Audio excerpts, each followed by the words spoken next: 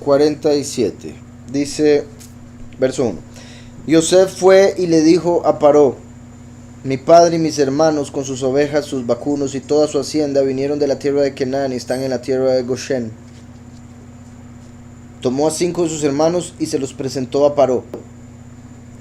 Aquí Yosef tomó a los 5 hermanos que se veían más débiles, los más enclenques. Todos eran fuertes, pero había unos de ellos que se veían flacos. No sé si han visto, a veces hay gente que no parece lo fuerte que es. Entonces dijo: los que se ven menos fuertes los voy a llevar, porque si no el faraón los va a querer poner de soldados o en el ejército o algo así, y no quiero que eso pase. Entonces los voy a llevar para que no los quiera poner en nada más que a pastorear ovejas. Entonces más seguro de todo, flacos, sucios y todo. Entonces hay varias opiniones, hay un par de opiniones con respecto a quiénes eran estos. De hecho, bueno, hay opiniones, pero en el libro de Yashar de fijo se menciona. Verso 19 del 55. Y Yosef, pero estoy en Yashar, ¿verdad? Yosef dijo a su padre y a sus hermanos: yo iré y le diré a Faraón diciendo: mis hermanos y la casa de mi padre y todo lo que les pertenece han venido a mí, y he aquí que ellos están en la tierra de Goshen. Este es el mismo verso en Génesis, entonces vamos exactamente por ahí. Y dice: y Yosef lo hizo así, y tomó sus hermanos a Rubén, Isachar, Zebulón y su hermano Benjamín, y él los puso delante del faraón. Yosef hizo así, tomó sus hermanos a Rubén, Isachar, Zebulón y a su hermano Benjamín, y los puso delante del faraón. En un momento Yosef habló al faraón diciendo: mis hermanos y la casa de mi padre y todo lo que les pertenece a ellos, junto con sus ovejas y reses, han venido a mí desde la tierra de Canaán para quedarse en Misrayim, porque la hambruna es dura para con ellos. Rubén, Shimón, Leví, Isachar y Benjamín son los que dice aquí Rashi. De estos solo, ¿verdad?, faltó ahí Shimón, porque aquí solo dijeron 4, ¿verdad? Rubén, Isachar, Zebulón. Bueno, aquí pusieron a Zebulón y Benjamín. Me extrañaría esta opinión, la de Rashi, que dice Shimón y Leví, puesto que Shimón y Leví fueron los que destruyeron todo Shechem solos. Entonces quizá, según ellos, no se veían fuertes, pero ya tenían fama. Entonces veo difícil que llevara a Shimón y Leví. Dice aquí la otra opinión: Yehudá, Neftalí, Dan, Asher y Zebulún. Entonces en realidad viene siendo como una mezcla de estas dos opiniones. y Yosef hizo así y tomó de sus hermanos, es lo mismo, Rubén, Isachar, Zebulón y su hermano Benjamín, y él les puso ante Faraón. Rubén, que era el primogénito, pero perdió la primogenitura por su pecado. Isachar, Zebulún y Benjamín, que era más joven. Entonces es lo que vemos en Yashar. Por si algo, ahí estaba también entre ellos Yosef, su hermano. Y digo eso porque vamos a ver acá, dice: tomó a 5 de sus hermanos y se les presentó a Paró. Ahora voy a ver la samaritana. Sí, no. O sea, faltan un par de palabras nada más, pero con él nada más. Lo único que falta en la samaritana. También dice 5. Tomó a 5 de sus hermanos y se los presentó a Paró. Como ya les había dicho, al menos el hecho es que eran los que se veían más débiles. Y Yashar solo menciona 4 de ellos. Habrá que ver cuál sería el quinto y cuál sería la razón por la que no se menciona ese nombre ahí. Dice entonces: Paró les preguntó a sus hermanos: ¿cuáles son sus ocupaciones? Y ellos respondieron a Paró: nosotros, tus siervos, somos pastores de ovejas, tanto nosotros como nuestros padres. Hemos venido para residir temporalmente en esta tierra, le explicaron a Paró, porque no hay pastos para nuestros rebaños, por ser tan severa la carestía en la tierra de Canaán. Ahora pues permite que habitemos en la tierra de Goshen. Entonces Paró le habló a Yosef diciendo: tu padre y tus hermanos han venido a ti. La tierra de Egipto está delante tuyo. en lo mejor de la tierra asenta a tu padre y a tus hermanos, que habiten en la tierra de Goshen, y si conoces entre ellos hombres hábiles, ponlos capataces de lo mío. Entonces ahí recibieron hasta un liderazgo o autoridad sobre las cosas del faraón. Como he mencionado, se encontró un sello de los que se usaban en Egipto que dice Har o Yaqub Har, y se dice que es un sello de Jacob, el papá de Yosef, a quien se cree que Yosef puso como bueno, a cargo de la importación y exportación en un lugar ahí de Egipto. Ahora vamos a ver más a fondo eso. Entonces, aquí donde dice en lo mejor de la tierra, esto es clave, ¿verdad? Porque es sorprendente que un imperio le diese lo mejor de la tierra a unos extranjeros. Es sorprendente, pero eso es parte del favor que Yahweh pone para sus escogidos. Por otro lado, esa tierra era la mejor principalmente también para pastores. De todo Egipto era la mejor para pastores, para las ovejas y demás. Entonces hay quienes creen que los egipcios hicieron eso porque como ellos eran pastores, los respetaban porque ellos adoraban a las cabras, bueno, sí, ovejas, entonces les daban un honor especial por cuidar a sus dioses. Otros creen que más bien los enviaron lo más lejos que podían del centro de Egipto porque los veían como abominables por tratar a las ovejas como animales, siendo los dioses de ellos. Pero también, como decía, bueno, era la mejor parte para pastores y era parte de lo que, o más bien el lugar donde habían vivido los Ixos que mencioné la vez pasada, antes de que se dieran las guerras esas que ahora voy a comentar más a fondo. Sí, el hecho de que aquí aparecen los hijos de los hijos de Jacob, diciendo ser pastores, que como les decía, de fijo hacían más cosas, pero eso fue lo que se le dijo que le dijeran al faraón estratégicamente para que los mandaran a esa tierra tan buena. Pero el hecho de que haya quedado escrito así, eso muestra que la familia de Israel, nosotros somos pastores, es lo que mejor hacemos, pastorear, guiar personas hacia Yahweh.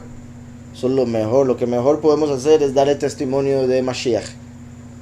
Aparte, o sea, de fijo tenemos diferentes talentos y diferentes habilidades cada uno, lo que se puede ganar la vida y demás, pero no hay nada que nos debería llenar más o en lo que podemos ser mejores que en pastores. Y curioso, ¿verdad? Yahushua viene y hace a los discípulos pastores, siendo él, obviamente, como dice, la puerta del buen pastor en Juan 10. Y bueno, curioso lo que mencionó el hermano, ¿verdad? Que entre estos estaba Shimón, por ejemplo, Shimón, que fue el que habían dejado ahí preso, que era lo que estaba pensando ahora, incluir a Shimón entre los cuatro, pero en realidad ya pasó bastante tiempo, pasó suficiente tiempo como para que Shimón estuviera en casa de fijo, pero como para traer a 4 y que tuvieran a uno ahí, ya, y por ende tener 5, ¿sí me explico? Como los 4 que mencionó Yashar y uno que estuviese ya con Yosef para hacer a los 5. Entonces pensé en Shimón porque era el que había metido preso anteriormente, entonces lo tenía ahí cerca, pero ya en realidad ha pasado suficiente tiempo como para que Shimón se pueda apartar. En todo caso, es el que se me viene a la mente por orden, no porque por lo que dije ahora, Leví y Shimón tenían fama de fuertes. Ahora, la fama en ese tiempo no era tanto como hoy en día, la fama en ese tiempo era por nombre, más que por cara, y ya, ¿verdad? Como que alguien ve a alguien en la calle, mira, ese es de la tele, ¿verdad? En ese mundo no había televisión, no habían todas esas cosas, entonces la fama era un poco diferente. Pero, repito, dije eso que fue lo único que se me ocurría ahora, unirle a los 4, y de hecho, curioso que el hermano mencionó ese nombre. Aquí pone, Yosef eligió a 5 de los hermanos, esto es del Midrash, que parecían menos fuertes que los demás: Rubén, Shimón, Leví, Yisachar y Benjamín.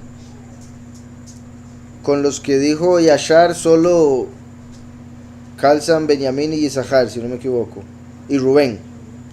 Entonces, en Yashar aparecen de estos 5 que dice Midrash, aparecen 3.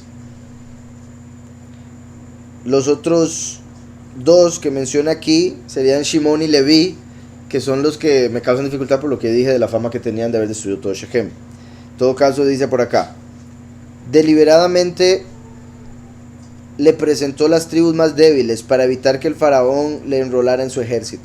El faraón les preguntó, ¿cuál es vuestra ocupación? Ellos contestaron, tus siervos son pastores, como lo fueron sus padres. Estamos de visita en Egipto por un periodo corto de tiempo, pues el hambre en Canaán es agobiante y no hay pastoreo para el ganado. Por favor, permítanos residir en la tierra de Goshen. Creo que se parecerían más bien. Los diferentes serían Shimón y Leví. Isahar, Benjamín y Zebulón. Entonces, continúo con el 47. Dice entonces el verso 7. Bueno, y como les decía con eso del verso 6, clave que le dio lo mejor de la tierra, fuera por las circunstancias que fueran, o porque los querían alejar y resulta que la tierra más lejana era la más buena, o porque resulta que ellos eran pastores y nadie más quería ser pastor en Egipto porque veían a los pastores mal, porque los pastores los recordaban a los hicsos que habían matado a uno de los faraones más importantes de ese momento. Entonces odiaban a los pastores y habían metido odio a los pastores, a los egipcios, o sea, en los corazones de los egipcios, odio hacia los pastores, y por eso cuando viene Israel y le dicen que son pastores, ellos dicen, lejos, deja. Entonces, fueran las razones que fueran, Yahweh los puso en la mejor tierra. Y también el que estuvieran alejados del centro de Egipto ayudaba para cuando pasaban las plagas y todo eso, estar lo más lejos de, además de que Yahweh los iba a proteger, y podía protegerlos aún en el centro de, pero ¿para qué? Si puede ponerlos al lado. Bueno, sí, porque ya, sí, buen punto. Yosef les había dicho cuál tierra pedir. Yosef les había dicho, pidan esto, digan esto, y para que vean qué bonito. Entonces, dice, entonces Yosef trajo a su padre Jacob y lo presentó ante Paró. Jacob saludó a Paró. Según el Midrash, que de hecho fue por eso que me quedé viéndolo ahora, porque en el Midrash mencionan que ahí estaba Og con Paró, el gigante Og, y que Og le dijo a Paró, pero eso no es Abraham el que viene ahí, porque Og había servido a Abraham. Og quería con Sara, ¿verdad? Entonces, cuando él ve a Jacob, dice, uy, eso no es Abraham. Y le pregunta en la edad a Jacob, y Jacob le dice que él es en realidad muy joven, que no ha alcanzado la edad de sus padres, pero que ha vivido una vida muy dura. Entonces, con eso le quiso decir, por eso me veo tan destruido. Llevo muchos años de vida dura, entonces a pesar de que no he llegado ni cerca de la edad de mis padres, de mi papá y mi abuelo, me veo igual de viejo que mi abuelo. Y por eso Og me confunde con Abraham. Entonces, pero Jacob no debió ser tan negativo. Debió ser darle más honor al padre y no tomar tanta, creería yo, importancia en su aspecto físico. Por lo que se dice que Yahweh lo castigó en ese momento por haber dicho eso. No debió haber dicho, y de hecho, bueno, que el hermano tal vez ahí en ese episodio menciona algo de eso extra que no haya dicho en este momento, me dice por decir que había vivido una vida muy dura. O sea, porque a pesar de haber vivido una vida dura, como he dicho, en la mente, en el corazón, por lo que él pensaba que estaba pasando, Yahweh siempre lo protegió, siempre lo ayudó, nunca le faltó nada, le multiplicó y lo prosperó un montón de veces. Entonces es como de ahí, se le olvidó todo eso. Y ese fue el problema. Entonces Yosef trajo a su padre Jacob y lo presentó ante Paró. Jacob saludó a Paró. Como vamos a ver ahora, espérame de tiempo, el Paró el faraón, era uno que apenas estaba entrando en el poder. Hacía un poco tiempo acabado de morir el faraón que había puesto a Yosef como líder. Según lo que vamos a ver ahora de lo que se encuentra en la historia egipcia y los paralelos con lo que vemos en la escritura, los faraones que se consideran que eran en los tiempos en que estuvieron, entonces habría empezado a regir un faraón nuevo y tenía como 10 años cuando empezó. Entonces en realidad su mamá apenas lo estaba criando para que creciera a ser el líder, y Yosef se estaba encargando de todo. Entonces el faraón, siendo tan joven, ya para este momento podía tener 15, 16 años, una cosa así, y cuando ve a Jacob dice, uy, ¿usted qué edad tiene? ¿Verdad? Porque él tan joven y ve a un hombre tan anciano, le pregunta como pensando, ¿usted qué? ¿300 o qué? Y más que supuestamente según el Midrash estaba Og, y Og le dice, sí, este hombre es viejísimo. Y Jacob vivió en Egipto 17 años extra. O sea, llegó y vivió 17 años, que fueron los años más buenos de su vida. Por eso el número 17, top. Pero iba a vivir más. Y Yahweh le acortó la edad, se dice o se interpreta, por haberse quejado en este momento.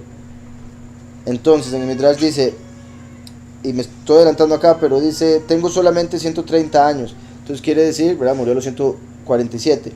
Contestó Jacob, pero los días de mi vida han sido pocos y malos. No logré la felicidad que caracterizó a las vidas de mis antepasados. Eso es parte de lo que les he mencionado, recuerdan.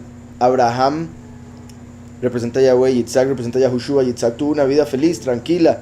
Nada pasa negativo para Yitzhak. Obviamente se le muere la mamá, eso estuvo feo. Pero eso es algo que viven, ¿verdad?, todas las personas en el mundo. O sea, los que llegan a vivir suficiente en este tiempo final, esperemos que no sea necesario. Pero es algo normal. Lo peor de Yitzhak fue cuando lo llevaron a sacrificar. Ese susto que se pegó de ya me van a matar, aquí me muero, hasta aquí llegué, todo eso. Y fue en ese mismo momento donde se murió su mamá. Entonces estuvo todo conectado. El sufrimiento de Yitzhak fue ese momento. Su sacrificio y muerte de su mamá en un mismo día. Voy a hacer Entonces, después viene Jacob y pasa años infeliz. Eso representa primera y segunda venida. El primero vino y murió, vivió una vida feliz, tranquila, poder para tirar para arriba, para abajo, para todos los lados. Y cuando llega al final sufre un día como nunca. El último viene y tiene un sufrimiento como el de Jacob, más extendido, pero más espiritual o mental, más que físico como el de Yahushua un día. Físico Yahushua un día, el último mental extendido. Entonces se ve aquí con esto que dice, no logré la felicidad que caracterizó a las vidas de mis antepasados. Cuando el faraón y Og escucharon estas palabras se dieron cuenta que no era Abraham. Yahweh reprendió a Jacob diciendo, ¿acaso te estás quejando del mal que te sobrevino en tu vida? ¿No te salvé de las manos de Labán y Esaú? ¿No te devolví a Dina y a Yosef? Y sin embargo, rezongas y te quejas. Acortaré tus años en el número de palabras que pronunciaste contra mí. Por eso es mejor acortar las palabras. Por eso Yahweh acortó la vida de Jacob en 33 años. 33 años, como la edad de Mashiach cuando murió. Qué curioso. Por las 33 palabras quejosas que había emitido. En lugar de vivir hasta los 180 años como su padre Yitzhak, Jacob murió a la edad de 147. El faraón pidió a Jacob una bendición. Jacob le hizo una bendición para que el Nilo volviera a desbordar sus orillas e irrigara la tierra de Egipto como lo solía hacer antes de que comenzara el hambre. 33 años por quejarse.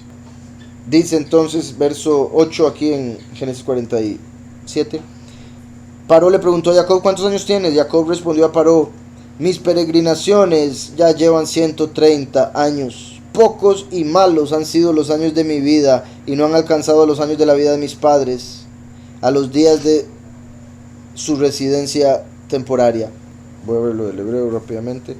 Y dijo Jacob a Paró, los días de mis peregrinaciones o de ser extranjero, que es particular porque el último viene como extranjero por el exilio, son 30 y 100 años. Pocos y malos. Me'at Beraim han sido los días. Vamos a ver, después dice, y no he alcanzado los días de los años de la vida de mi padre y los días de de mis padres y los días de sus peregrinaciones. Eso hace alusión, ¿verdad? Eso muestra que los padres, como nosotros, deberíamos pensar de la misma manera que andamos en este mundo peregrinando, o sea, de pasada. Nosotros no somos de este mundo, vinimos a hacer algo y nos vamos. Me parece particular también el hecho de ver que Jacob llegó a 33 años menos que Yitzhak. Yitzhak representa a Yahushua y tiene 33 años de diferencia, como los 33 años que vino Yahushua a morir por el último, que es como Jacob. Mi punto es, si al último como Jacob le agregamos a Yahushua 33, tenemos a Yitzhak. en lo que respecta a la edad de Jacob, con los 33 que le quitaron, tenemos la edad de Yitzhak a la muerte. Aquí con respecto a este verso dice: pocos y malos han sido los años de mi vida. Si bien Jacob ha vivido muchas penurias, no obstante, como patriarca del pueblo de Israel, él sabía que todas las vicisitudes de la vida responden al proyecto celestial de la creación, y como tales tienen una profunda razón de ser. En vista de este planteo, ¿cómo se explica que Jacob haya expresado ingratitud hacia el Supremo ante un extraño como lo era el faraón? Los sabios del Midrash señalan que Yahweh acortó la vida de Jacob en 33 años, tanto como sus palabras de ingratitud en este contexto, y por eso, si bien Jacob estaba destinado a vivir 180 años, falleció a la edad de 147. Pero Jacob era un virtuoso y sus palabras deben interpretarse así: los años de mi vida han sido pocos en relación con la vida eterna del mundo venidero, y han sido malos en relación con el bienestar absoluto que reina en el Edén. Eso era muy bonito verlo así, claro. Pero es interesante el hecho de que, digamos, recuerdan con respecto a los escogidos en Zacarías, la escritura habla de los que despreciaron los días de las pequeñeces, se alegrarán al ver la plomada en la mano de Zorobabel. Eso quiere decir que los que desprecian este mundo se van a alegrar cuando sepan que van para el otro. ¿Por qué? Porque los que despreciamos este mundo lo hacemos porque entendemos que no se compara en lo absoluto con lo que Yahweh quiere o el ideal de vida. Este mundo está muy lejos del ideal de vida, según lo que vemos en la escritura y según lo que uno mismo siente en el corazón. Entonces, sería como eso lo que estaba diciendo. No importa cuántos años yo viva en este mundo, no se comparan en lo absoluto con lo eterno. 300 años en este mundo, ¿qué son a la par de eternidad?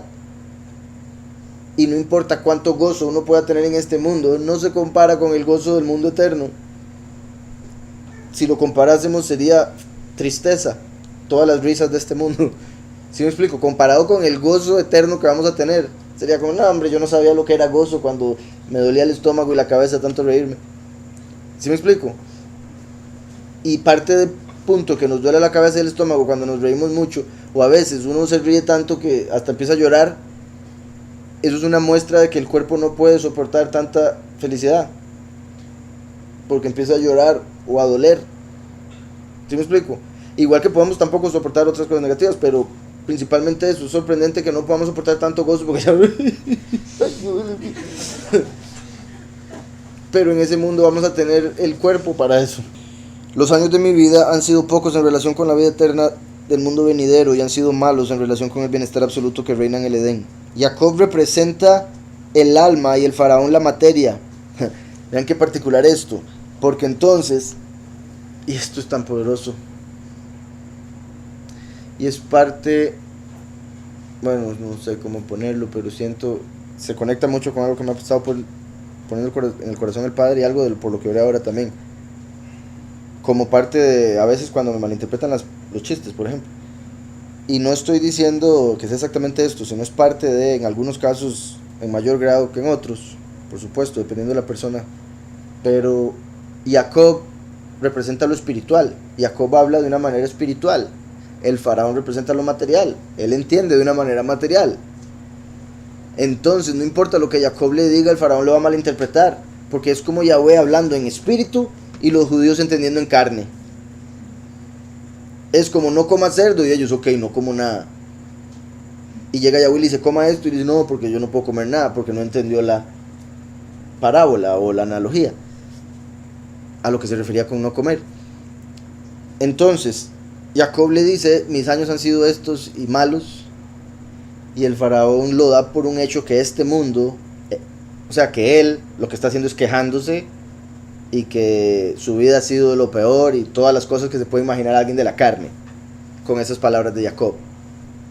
Pero si tomamos a Jacob como alguien, como lo era, sabio, prudente, espiritual, entonces podemos ver eso de una manera más elevada, como lo que acabamos de mencionar, de que se estaba refiriendo a cómo este mundo comparado con el otro es basura. Exacto, el morir es ganancia. Para mí el vivir es Mashiach, el morir es ganancia. Y también dijo: y todo lo que tenía lo tomé por basura, ¿verdad? La misma palabra que acabo de mencionar. Porque, sí, o sea, obviamente esa sería la interpretación simple. Esa es la interpretación simple. También él es humano. Uno a veces dice cosas que tal vez las debió decir diferente. Entonces, o tal vez no, fijo, debió decir diferente. Entonces, sería más o menos lo que pasó. Lo más simple fue él tratando de explicar por qué se veía tan viejo. Pero, sí, no, es que viví una vida dura, por eso todo este rostro. Y ya, güey, ¿cómo? Pero yo tengo un rostro bonito, ¿qué te pasa? Y para él, ¿verdad? Desde su perspectiva, dice. También, buen punto, sí. El punto fue que él dijo, uy, mira, ahí viene Abraham. Entonces él dijo, ahí viene Abraham, lo cual, si fuese Abraham, ya tendría como 400 y resto de años. Entonces es como diciendo, este hombre parece como de 400 y resto de años. Y Jacob, no, son 130. Pero es como que a uno le diga, usted parece 50 y uno no, tengo 20, es que he vivido la calle feo. Entonces Abraham, si fue que con Abraham empezó el envejecimiento, porque él pidió el poder envejecer para que se diera una diferencia entre los papás y los hijos, para que se supiese a quién darle el honor, porque entraban Abraham y Isaac y todo el mundo se quedaba, ¿cuál es el papá? Porque eran idénticos. Entonces Abraham le pidió a Yahweh, danos una señal a los padres para que nos puedan diferenciar de los hijos, y fue envejecer. Entonces, ¿verdad? Hacerse un poco arrugado y la barba y todas las cosas. Digo, perdón, bueno, la barba también está conectado con envejecer, pero también el que se vuelva canosa y todo eso. Entonces, se podría decir, el envejecer empezó con Abraham y ya viejo, porque ya tenía a Isaac. Y se podría decir entonces que a Jacob le llegó, o sea, ya la vejez se marcó con él.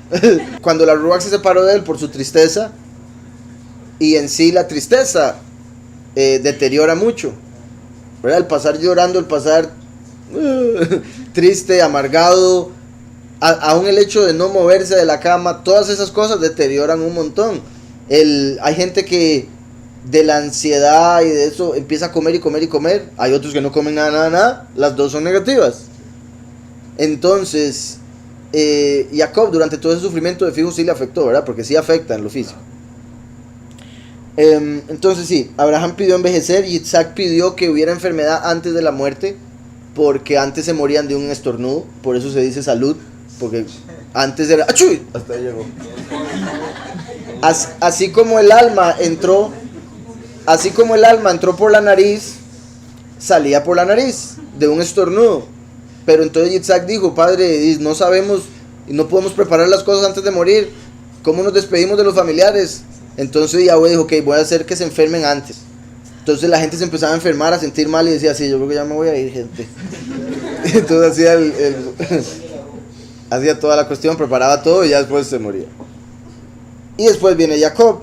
Entonces ya Jacob vino después de que su padre y abuelo habían pedido envejecer y enfermarse. Jacob representa el alma y el faraón la materia. Así la intención de Jacob fue transmitir al faraón el concepto de lo celestial, tal como la función del alma es iluminar y darle un sentido a la materia. Pero del cielo le acortaron la vida a Jacob.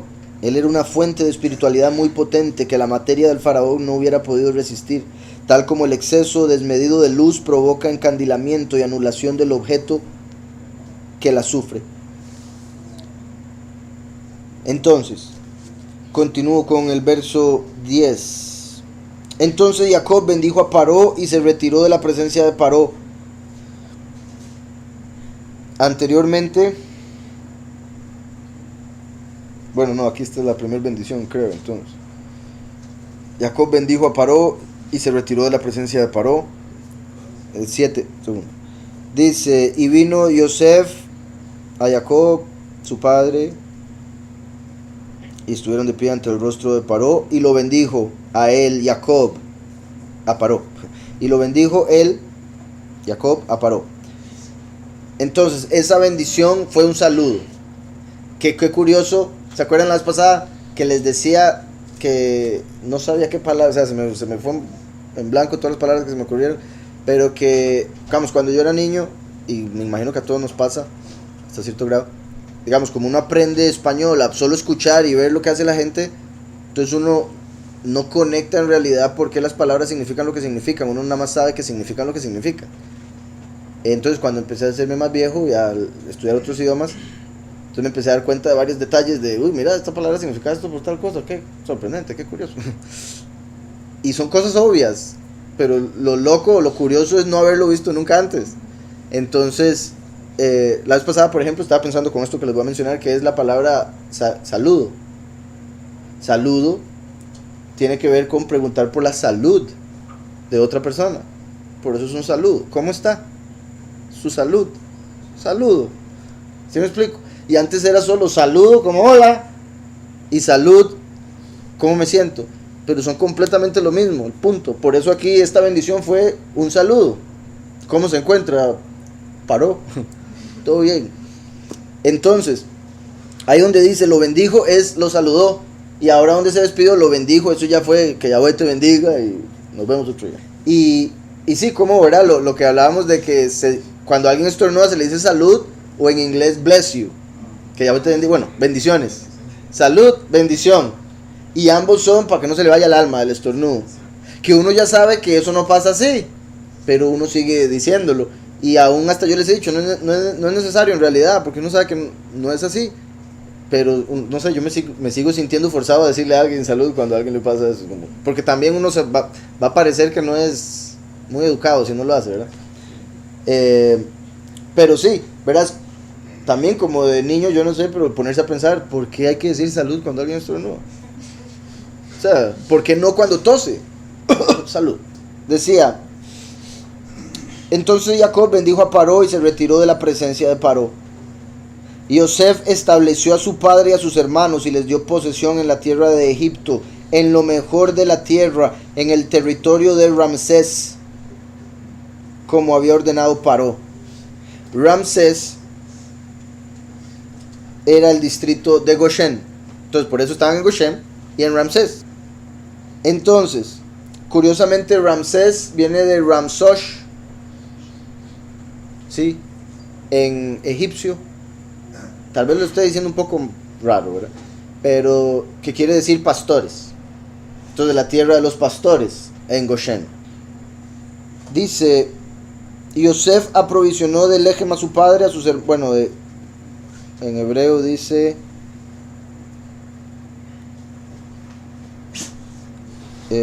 y aprovisionó Yosef a su padre y a sus hermanos y a toda la casa de su padre de Lechem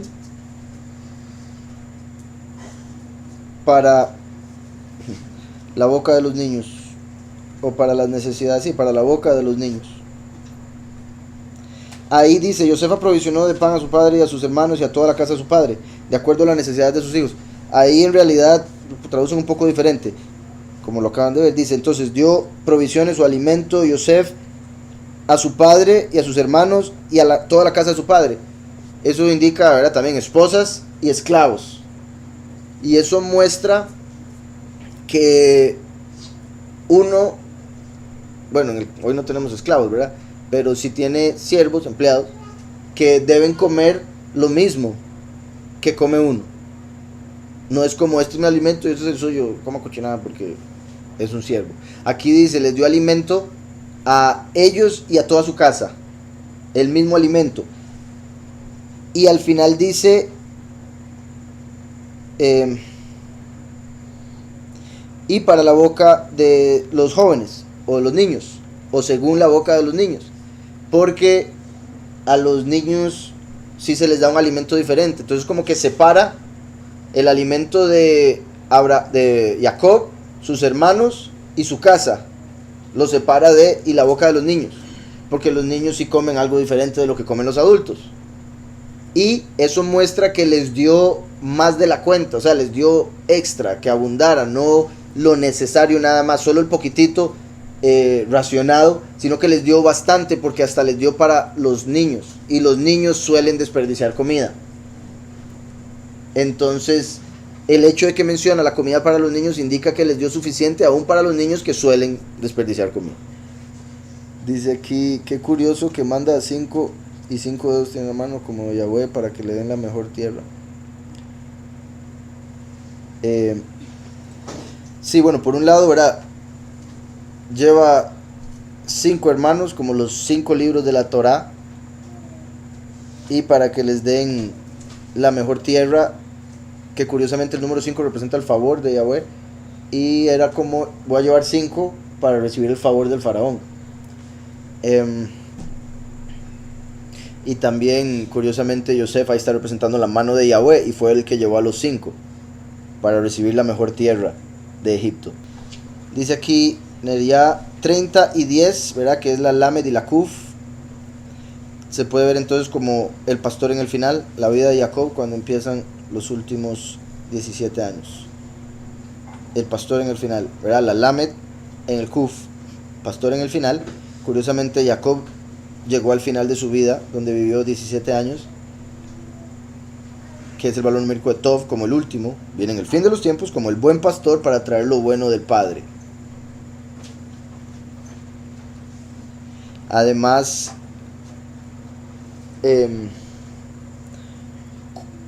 Kuf y Lamed, si metemos una Vav en el medio de la Kuf y la Lamed, tenemos Kol, que es voz. El último viene como la voz y Yahushua viene como la palabra. La Vav es una de las letras que se puede quitar, o sea, es una de las 4 letras débiles que le llaman, entonces a veces parecen una palabra, a veces desaparecen de la palabra, pero se sabe que se pronuncia como si estuviera en la palabra, y la Vav es una de ellas. Por eso a veces se escribe Yahushua con Vav al final y a veces no, pero se sabe que es Shua, no Shah. Entonces, Kuf Lamed se podría ver como la palabra Kol, aunque no se ponga la Vav. Entonces, como si fuera Jacob la voz a los 130 años. Sí, lo de Yom Kippur, ¿verdad? Es una fiesta que solo una vez al año se da, y era donde se entraba al lugar purísimo, lo cual se conecta mucho con que solo una vez al año salía el rey. Pero quién sabe si fueron los judíos conectándolo con lo egipcio que decidieron que el nombre solo se mencionaría una vez al año, como el rey saliendo una vez al año de la boca del sumo sacerdote. ¿Sí me explico? Como el rey saliendo a Egipto una vez al año. Entonces, continúo aquí, verso 13. Dice, no hubo lejem en toda la tierra. La hambruna era muy severa. Egipto y Canaán estaban exhaustos por la hambruna. Vean, bueno, siempre, ¿verdad? He venido diciendo cómo me parece interesante estar leyendo estos capítulos en este tiempo con todo lo que está pasando en el mundo y cómo se está hablando de la economía, que en cualquier momento, o sea, ya se está viendo ahora, pero en cualquier momento va a ser seria la cuestión, esperemos. Pero obviamente la mano de Yahweh que nos proteja, nos guíe, nos dé todo lo que necesitemos. En Estados Unidos se habla de la inflación, que solo en los últimos 6 meses imprimieron una cantidad de billetes, y solo eso puede hacer que explote ya el globo de la economía. Además de las diferentes plagas que se están dando en diferentes lugares del mundo, que están provocando que haya falta de comida. Entonces, falta de comida, la economía se viene abajo, se están armando guerras, el COVID, la gente no puede ir a trabajar, porque, bueno, sí puede, pero el gobierno no los deja. Entonces, todas esas cosas están trayendo la economía abajo, principalmente para el pueblo, porque ¿verdad? Los Amazon, Walmart, todo eso está funcionando como si no hubiera COVID en esos lugares de plata. Entonces, y si uno lo cuestiona, uno es el loco. Verso 13. Y lejem no hubo en toda la tierra. Esto se conecta con el tercer sello de Apocalipsis, que lo profetiza Amós, y que recuerdan, bendito Yahweh, es que el Padre es sorprendente, como el estudio anterior de Hechos leímos de Hagab, la langosta, que profetizó hambruna en el mundo, en el libro de Hechos. Y como les dije, representa esta misma hambruna, bueno, la hambruna del fin de los tiempos, que se conecta con esta, porque en el Antiguo Testamento hay 9 hambrunas en total, y Amós profetizó la 10ª. Entonces en el Antiguo Testamento hay 10, pero una de ellas para el fin de los tiempos. Y así es como se ve en el judaísmo, como los judíos no aceptan el nuevo pacto, entonces para ellos las 9 hambrunas hace, ¿verdad?, en los primeros 4000 años, y después una hambruna en el final. Pero según el judaísmo no habría entonces ninguna hambruna ni nada de hambre en 2000 años, lo cual también está un poco difícil. Y eso lo vemos en el nuevo pacto, que Hagab, un profeta, dijo que habría hambre. Y fue un hambre, repito, en el libro de Hechos, apenas Yahushua se fue. esa hambruna no está entre las hambrunas que mencionan los judíos, y por ende representa la hambruna que profetizó Amós, porque tras de eso, para los israelitas, cuando Yahushua se fue, el fin de los tiempos sucedería en cualquier momento. Tras de eso quieren meter una imagen en el templo, y en el año 70 destruyen el templo. Ellos dicen, uy, eso es la abominación desoladora, están destruyendo el templo, nos van a matar, huyamos. Entonces mucho de lo que Yahushua dijo que se iba a cumplir se cumplió en su tiempo, y ellos dijeron, este es el fin. Y por eso Pablo mismo dijo, los que estemos vivos seremos transformados y todo eso, porque ellos estaban esperando el fin en ese momento. Entonces, el hecho de que Hagab dijera que vendría esa hambruna muestra que ellos estaban viviendo en ese tiempo una representación, un microcosmos de lo que viene en nuestro tiempo. Y esa hambruna de Hagab representa la hambruna del tercer sello, y ambas son representadas por esta que está viviendo aquí Yosef con Jacob y todo eso. Entonces, como sabemos, Yahushua es el lejem de vida, el pan de vida. Y dice aquí, y no había lejem en toda la tierra. Como también dice la escritura, cuando se presente el Hijo del Hombre en el mundo, ¿será que hallará fe? Y es una pregunta retórica, que eso sería como decir, cuando se presente el Hijo del Hombre, ¿hallará lejem? ¿Hallará pan? ¿Hallará gente que crea en el lejem de vida? Y no, porque creen en Jesús, creen en el Señor, creen en Baal, creen en otro montón de tonteras, tristemente, en las cuales también nosotros estábamos, pero bendito Yahweh que nos sacó y tuvimos oído para salir y hacerle caso, cosa que tristemente la mayoría de la gente no quiere, aun cuando se les lleva el mensaje. Entonces, y lejem no hubo en toda la tierra, porque era pesada la hambruna por mucho. Dice Raab Meod, el hambruna, Raab. Y después dice, y estaban, aquí ponen exhaustos, la tierra de Mizrayim y la tierra de Kenán, ante el rostro de la hambruna.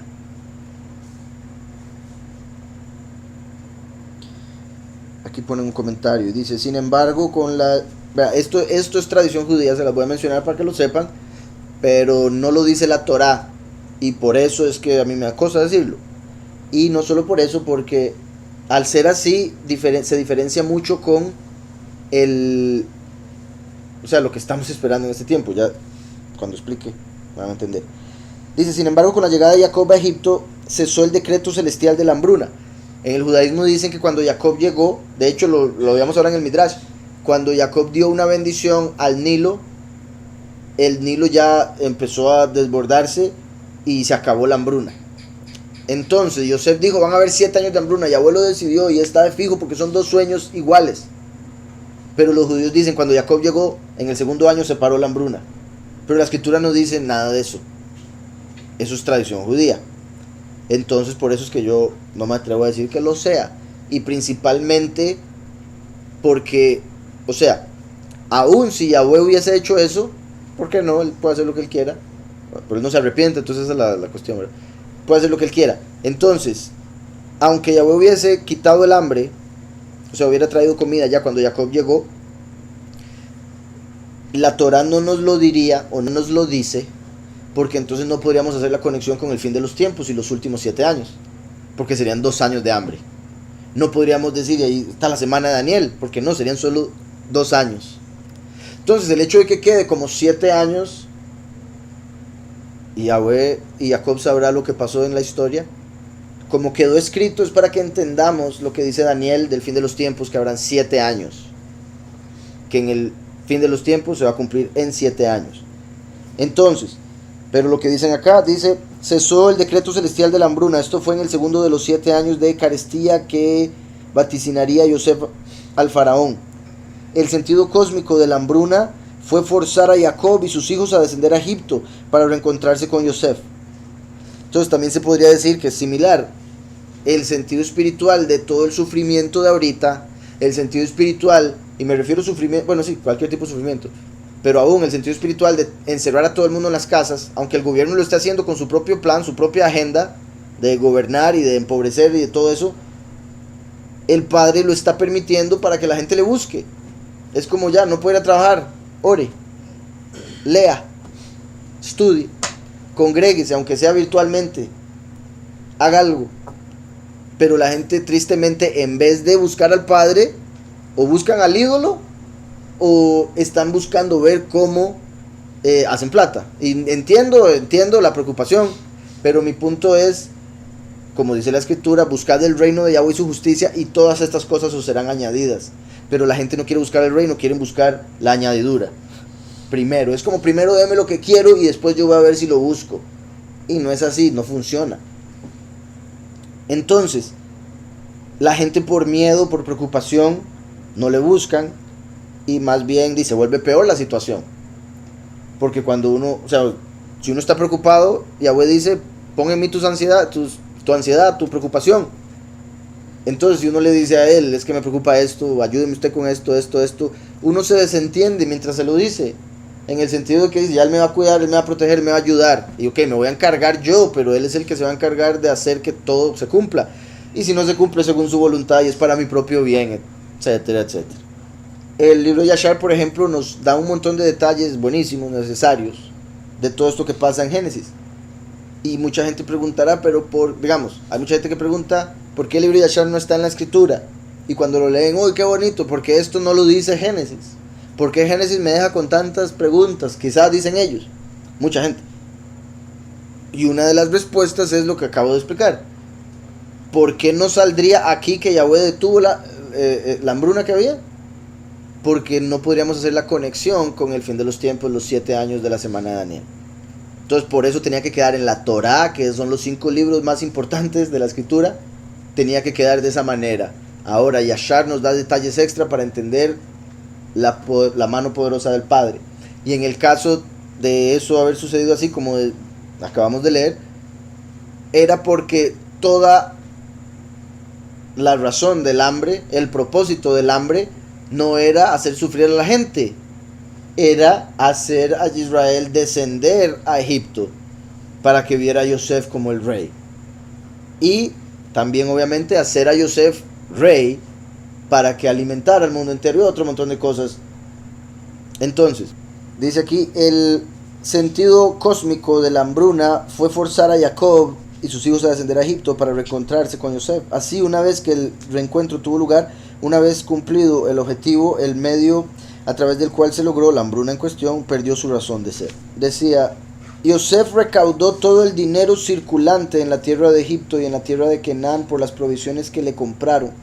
Entonces, ahorita voy a verlo en el de Yashar porque de fijo pasó un tiempo, porque si no me equivoco lo que leyó el hermano de Yashar se trata de una vez que ya se había vendido un montón de comida a todas las naciones que habían venido, entonces ahí eso pudo haber pasado bastante tiempo. Dice, voy a leer, 25, solo para no subirme ahí. Y Jacob vino y se inclinó delante del faraón, y Jacob bendijo al faraón, y él salió, y Jacob y sus hijos, toda su casa, vivieron en la tierra de Goshen. En el segundo año, esto es, en el año 130 de la vida de Jacob, Yosef sostuvo a su padre y a sus hermanos, y a toda la casa de su padre. Ese es el verso en el que estamos ahorita en Génesis. Con pan de acuerdo a sus pequeños. Todos los días de la hambruna, y a ellos no les faltó nada. Con eso está diciendo, los 7 años los mantuvo. Entonces Yashar dice que los 7 años, como veníamos diciendo, entonces es la tradición judía la que dice que se acabó con los 2 años, por si algo. 27, y Yosef le dio a ellos la mejor parte de toda la tierra de Mizrayim, lo mejor de Mizrayim, todos los días de Yosef. Y Yosef, ve ahí hasta está hablando ya de la muerte de Yosef, o sea, está incluyendo la muerte de Yosef. O sea, se está pasando aún por mucho de los 7 años. Lo mejor de Mizrayim, todos los días de Yosef. Y también les dio, me imagino, y Yosef también les dio, y a toda la casa de su padre, atuendos, año tras año. Y los hijos de Jacob permanecieron seguros todos los días de Yosef. Entonces no solo les daba comida, les daba ropa. Y la ropa representa los cuerpos nuevos que van a recibir los escogidos para la vida eterna, al final de lo que viene. Ahora, lo otro, o el argumento en contra de ese que usted dice, es que los judíos no toman en cuenta Yashar. Entonces en realidad no creo como que hayan visto y malinterpretado, sino simplemente lo descartaron y dijeron esto pasaba, cuando Jacob llegaba a cualquier lado era bendito y punto. Sí. Y Jacob siempre comía en la mesa de Yosef. Jacob y sus hijos no dejaban la mesa de Yosef ni de día ni de noche, aparte de lo que los niños de Jacob consumían en sus casas. Y todo Mizrayim comió pan todos los días de la hambruna de la casa de Yosef. Vean eso. todo Mizraim comió pan todos los días de la hambruna, o sea, por 7 años de la casa de Yosef. O sea, todos comieron de lo que Yosef les daba. Y eso representa, al fin de los tiempos, el descendiente de Yosef predica el lejem de vida. Entonces, todo el mundo que coma, que quiera comer para mantener su alma viva, va a tener que comer lo que Yosef da. ¿Se acuerdan que se les escondían las cosas? Ajá. Sí, sorprendente también eso, porque Yosef les dijo cómo cuidar su comida y ellos supuestamente lo hicieron, pero lo hicieron mal porque todo se les pudrió. Entonces venían y decían, Yosef, nos quedamos sin comida. Y Yosef, ay, pero yo les dije que guardaran esto. Sí, guardamos, pero no nos sirvió. Entonces, ay, ok, tomen. Entonces les vende comida y como decís, es como hoy en día todo el mundo tiene su propia doctrina que lleva por 2000 años, en cierta forma, algunos 100 años, 200 años, dependiendo de mormón, testigo de Jehová, bautista, católico. Llevan comida guardada que se les está pudriendo ahorita con el COVID. Porque ahorita con el COVID, ¿dónde está la fe? ¿Dónde está la seguridad? ¿Dónde está la confianza? Y no saben. Y todo Mizraim comió pan todos los días de hambruna de la casa de Yosef. Y todos los Mizraimim vendieron todo lo que les pertenecía a ellos por causa de la hambruna. Y Yosef compró todas las tierras y campos de Mizraim por pan en la cuenta de Faraón. Y Yosef suplía a todo Mizraim con pan todos los días de la hambruna. Y Yosef reunió toda la plata y oro que venía a él por el grano que ellos compraron por toda la tierra. Y él acumuló mucho oro y plata, aparte de una inmensa cantidad de piedras de ónice, que curiosamente es la piedra que representa a Yosef, y piedras preciosas que representan a los otros hermanos, y atuendos valiosos que ellos traían a Yosef de todas las partes de la tierra cuando ya su dinero se había agotado. Entonces, vean, y Yosef tomó todo el oro y plata que vino a sus manos, alrededor de 72 talentos de oro y plata. ¿Se acuerdan que en la última plaga van a caer granizo como de 1 talento? Y esos son 30 a 40 kilos. Digamos que, 35 kilos. Y está diciendo 72 talentos, o sea, 35 por 72. Esa sería la cantidad de kilos de oro y plata que tenía. También el hecho de que son 72 talentos, todo el oro y plata de las naciones lo obtuvo, porque las naciones son 70, que están bajo Heilel, 71, y además está Micael con Israel, 72. 70 naciones, más la escogida por Yahweh, 71, más el ángel que las gobierna, 72. Entonces, esto representa a Yosef a través de su prédica, el último, tomando posesión del mundo para Yahweh. Así como Yosef tomó posesión de las tierras de Egipto para dárselas al faraón. Entonces les daba alimento, ellos ya no tenían cómo pagar, entonces les dice, deme su tierra. Entonces le firmaban la tierra y ahora era el faraón. Ahora tome comida, siga viviendo. Eso representa, último, dando comida espiritual, que Yahushua da la vida eterna. Entonces les dice, ¿quiere seguir viviendo la vida eterna? Entregue todo lo que tiene a Yahweh. Cuando entrega, ahora puede seguir viviendo, tome la comida. ¿Sí me explico? Es exactamente lo mismo que va a la eterna. Entonces, voy con Yashar, por si algo. Dice, y Yosef tomó todo el oro y plata que vino a sus manos, alrededor de también piedras de ónice y piedras preciosas en abundancia. Y Yosef fue y lo escondió, oigan, en 4 partes. Esto es lo que les iba a decir. Entonces, dice que hizo un tesoro inmenso y lo dividió en 4 partes. Una de esas 4 partes se la encontró Koraj. Y era el hombre más rico del mundo entero con solo encontrarse una parte. Imagínese usted. Y ese fue el que se tragó la tierra con todos sus bienes. O sea, no duró mucho. ¿Se acuerdan cuando quiso ser el sumo sacerdote? Porque decía que había argolla y todo. Y la última parte que no ha sido encontrada, según el Midrash, Yosef la escondió para que la encontrara Mashiach, pero el del fin de los tiempos, o sea, el último, según que esa podría ser la prosperidad que menciona Isaías 52. Ahora, la forma en que yo lo veo, la verdad, no sé si falta fe, padre, pero espero que no, padre. Pero yo lo veo más como para el milenio, como encontrar esa cuestión, híjole, vean, ya que se cumpla algo sorprendente. Ahora, más que todo porque en el mundo en el que vivimos uno se encuentra un tesoro y ¿qué hace? Le dice al gobierno y se lo quita. O uno después yendo a cambiar moneda de oro por moneda de oro al banco, ¿me puede cambiar eso, por favor? ¿Y eso dónde se lo encontró? No, ahí a la vuelta. O sea, muy difícilmente uno se puede encontrar un tesoro y de verdad mantenerlo. Habrá que ver, a menos de que el padre haga un milagro y diga, yo sé cómo, tome, pum, pum. Pero según el Midrash, una parte no se ha encontrado y se la encontraría en el fin de los tiempos y sería con lo que se establecería el reino y todo lo demás. Y Yosef fue y lo escondió en 4 partes. y era como las 4 partes, los 4 ángulos de la tierra. Y él escondió una parte en el desierto cerca del Mar Rojo y una parte cerca del río Perat. Esa lo encontró Ciro, lo cual es muy particular, porque Ciro y abuelo llama Mashiach, representando al último. Y según los judíos, el último encontraría esa cuarta parte. Coraj encontró una, Ciro encontró la otra, cuando corrió el cauce del Éufrates. Y para entrar a Babilonia, resulta que ahí en el Éufrates estaba una parte que había enterrado Yosef. Dice en el Midrash, Yosef era el único poseedor de cereal durante los años de hambre. No solo los egipcios tuvieron que dirigirse a él para su sustento, sino todos los demás países extranjeros también. Por ello, inmensas fortunas de oro y plata de todo el mundo se acumularon en los tesoros del faraón. Yahweh hizo que Egipto amasara una gran fortuna para cumplir con su promesa a Abraham que los Yahudim dejarían el país con grandes riquezas. Toda esta fortuna fue almacenada para que los Benei Israel, los hijos de Israel, se llevaran en su éxodo de Egipto. Yosef tomó una parte de la fortuna que había acumulado y la dividió en 3 partes. Luego lo enterró en distintos lugares. Estos 3 tesoros fueron encontrados en tiempos posteriores. Ve, entonces lo dividió en 4, pero hay uno que... Vamos a ver si aquí lo menciona. No, sí. Dice, una parte cayó en manos de Coraj, ese fue el que les mencioné primero, ¿verdad? El levita, que se convirtió en el hombre más rico en el momento cuando encontró eso. Una parte cayó en manos de Coraj y como consecuencia se convirtió en una de las personas más acaudaladas de la tierra. Una parte fue encontrada por el emperador romano Antonino, quien utilizó el dinero para ayudar a los Yahudim. La otra parte fue Ciro cuando corrió el Éufrates, Efrat, que fue el que mencioné. Y la cuarta parte sigue aún escondida, será recuperada y disfrutada durante los tiempos de Mashiach. Ve cómo dice disfrutada, entonces me suena más como para milenio. Serían 4 partes, como lo dice aquí Yashar. Una la encontró Antonino, el emperador Antonino, y ayudó a los Yahudim. Otra la encontró Coraj, que se lo tragó la tierra. Otra, según lo que he leído en otras partes, y lo confirma aquí, si hay 4, Ciro, cuando corrió el Éufrates. Y la otra, Mashiach en el fin de los tiempos. Entonces, volviendo a Yashar, la tercera y cuartas partes él las escondió en el desierto opuesto al desierto de Media y Persia. Tras de eso vean, mencionando el imperio de Ciro. Y él tomó parte del oro y la plata que quedó y la dio a todos sus hermanos y a la casa de su padre y a todas las mujeres de la casa de su padre, y el resto él trajo a la casa del faraón. Toma ahí lo que tiene faraón, lo que quedó. 20 talentos de oro y plata. O sea, escondió 72 y le llevó 20. Y aún así eso era un montón.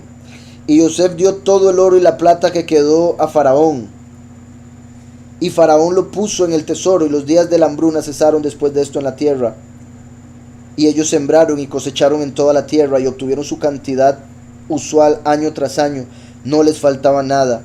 Y Yosef vivió con seguridad en Mizrayim, y toda la tierra estaba bajo su consejo. Y su padre, vean eso, toda la tierra estaba bajo su consejo. Porque según la historia, el faraón de ese momento tenía como 15, 16 años, que iba a estar haciendo nada, apenas lo estaban educando. Y su padre y sus hermanos, y eso ¿verdad? También representa cómo el mundo va a quedar al consejo de Mashiach. Vivían en la tierra de Goshen y tomaron posesión de ella, y Jacob estaba muy envejecido, avanzado en días, y sus 2 hijos, Efraín y Menashe, permanecieron constantemente en la casa de Jacob, junto con los hijos de Jacob, sus hermanos, para aprender los caminos de Yahweh y su Torah. Y Jacob y sus hijos vivieron en la tierra de Mizrayim, en la tierra de Goshen, y ellos tomaron posesión de ella, y ellos fueron fructíferos y se multiplicaron. Ahí termina el 55, que es más o menos similar a como termina este que estamos leyendo. Entonces voy a continuar por acá, en Génesis 47. Decía, Yosef recaudó todo el dinero circulante en la tierra de Egipto y en la tierra de Canaán por las provisiones que le compraron. Yosef atesoró el dinero en el palacio de Paró. Al acabarse el dinero de la tierra de Egipto y de la tierra de Canaán, todo Egipto vino a lo de Yosef, diciendo, danos pan. ¿Por qué hemos de morir en tu presencia? Porque no hay dinero. ¿Por qué hemos de morir en tu presencia? Porque no hay dinero. Entonces dijo Yosef, entreguen su ganado y les daré a cambio de su ganado si se acabó el dinero. Entonces cuando ellos llegaron diciendo, ¿por qué nos vamos a morir solo por no tener plata? Hoy en día dirían, ¿ya? ¿Por qué no tiene plata? Pero en ese tiempo todavía no eran tan malas las personas, y obviamente menos Yosef.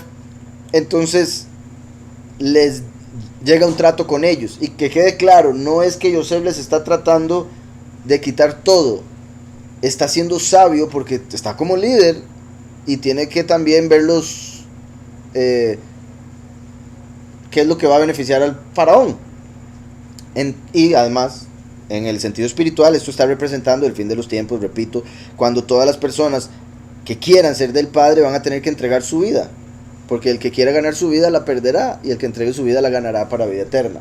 Entonces, al acabarse el dinero de la tierra de Egipto, de la tierra de Canaán, todo Egipto vino a lo de Yosef diciendo: danos pan, porque hemos de morir en tu presencia, porque no hay dinero. Entonces dijo Yosef: entreguen su ganado y les daré a cambio de su ganado si se acabó el dinero. Entonces ellos traían los animales, se los daban y él o sea, básicamente un intercambio. Tampoco les iba a dar de gratis, es básicamente el punto. Es justo. Exacto, está siendo justo.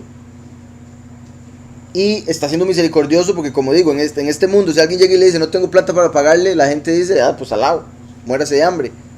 Pero Jacob dice: ok, lleguemos a algún trato, ¿cómo hacemos? ¿Tiene algo? Yo quiero que coma, pero no le puedo dar gratis, porque si no, de ahí usted pierde y yo pierdo. Porque al final usted se va a quedar con hambre y después yo no voy a tener nada para seguir dando, porque al menos cuando uno hace un negocio puede seguir dando, ¿verdad?, dándole vuelta al dinero, como dicen. Entonces dijo Yosef: entreguen su ganado y les daré a cambio de su ganado si se acabó el dinero. Ellos trajeron su ganado a Yosef, y Yosef les dio lejem por los caballos, por los rebaños de ganado menor, por los vacunos y por los asnos. Yosef les administró el lejem a cambio de todos sus ganados aquel año. Ese año culminó. El segundo año fueron a lo de él y le dijeron: aquí se podría ver de dos maneras. Una, que había llegado Jacob, en ese año se acabó el dinero, entonces al segundo año, que ya sería como para el cuarto, fue que empezaron a darle ganado. Pero los judíos lo interpretan como que se devolvió en el tiempo, y cuando dice el segundo año sería cuando Jacob llegaría para acabar la hambruna y todo lo que ellos ya dicen. Entonces ese año culminó. Al segundo año fueron a lo de él y le dijeron: no ocultaremos a mi soberano que, habiéndose gastado el dinero y siendo que los ganados ya pertenecen a mi amo, nada nos queda para mi amo sino nuestros cuerpos y nuestra tierra. Entonces parece ser, si llevamos los años bien, que para el cuarto año ya se les acabó la plata y los animales. Puede ser el quinto año, ¿verdad? Si hiciésemos como, digamos que llegó Jacob, se acomodaron y en un año, bueno, sí, en realidad yo creo que sería cuarto. Entonces, como para el cuarto año vendieron o dieron aún sus animales. Entonces ahora solo le quedan sus propias vidas y su tierra, lo único que les queda. Y dice, bueno, y también qué curioso y que cómo el enemigo, el sistema, se ha encargado de mantener a todo el mundo con lo menos que pueda, en el sentido de que curiosamente hoy vivimos con muchas bendiciones que antes la gente no tenía, y aún se dice que si uno tiene, por ejemplo, agua caliente, donde dormir cómodo, comida y un par de cosas más, que en realidad todos los que estamos acá tenemos, creo, estamos como dentro del 90 y algo % de que viven con riqueza, en el sentido de por la forma en que vivimos de comodidad. Pero vean qué particular aquí era todo Egipto, y todos tenían animales, ganado, y tenían tierras. Y aquí llegan: ya solo nos quedan nuestras tierras. Hoy en día, si hay un hambre así, o sea, cuando se va el dinero ya se fue todo. En el segundo, no tengo tierra, no tengo ganado, pues, no sé cómo vamos a hacer, Yosef.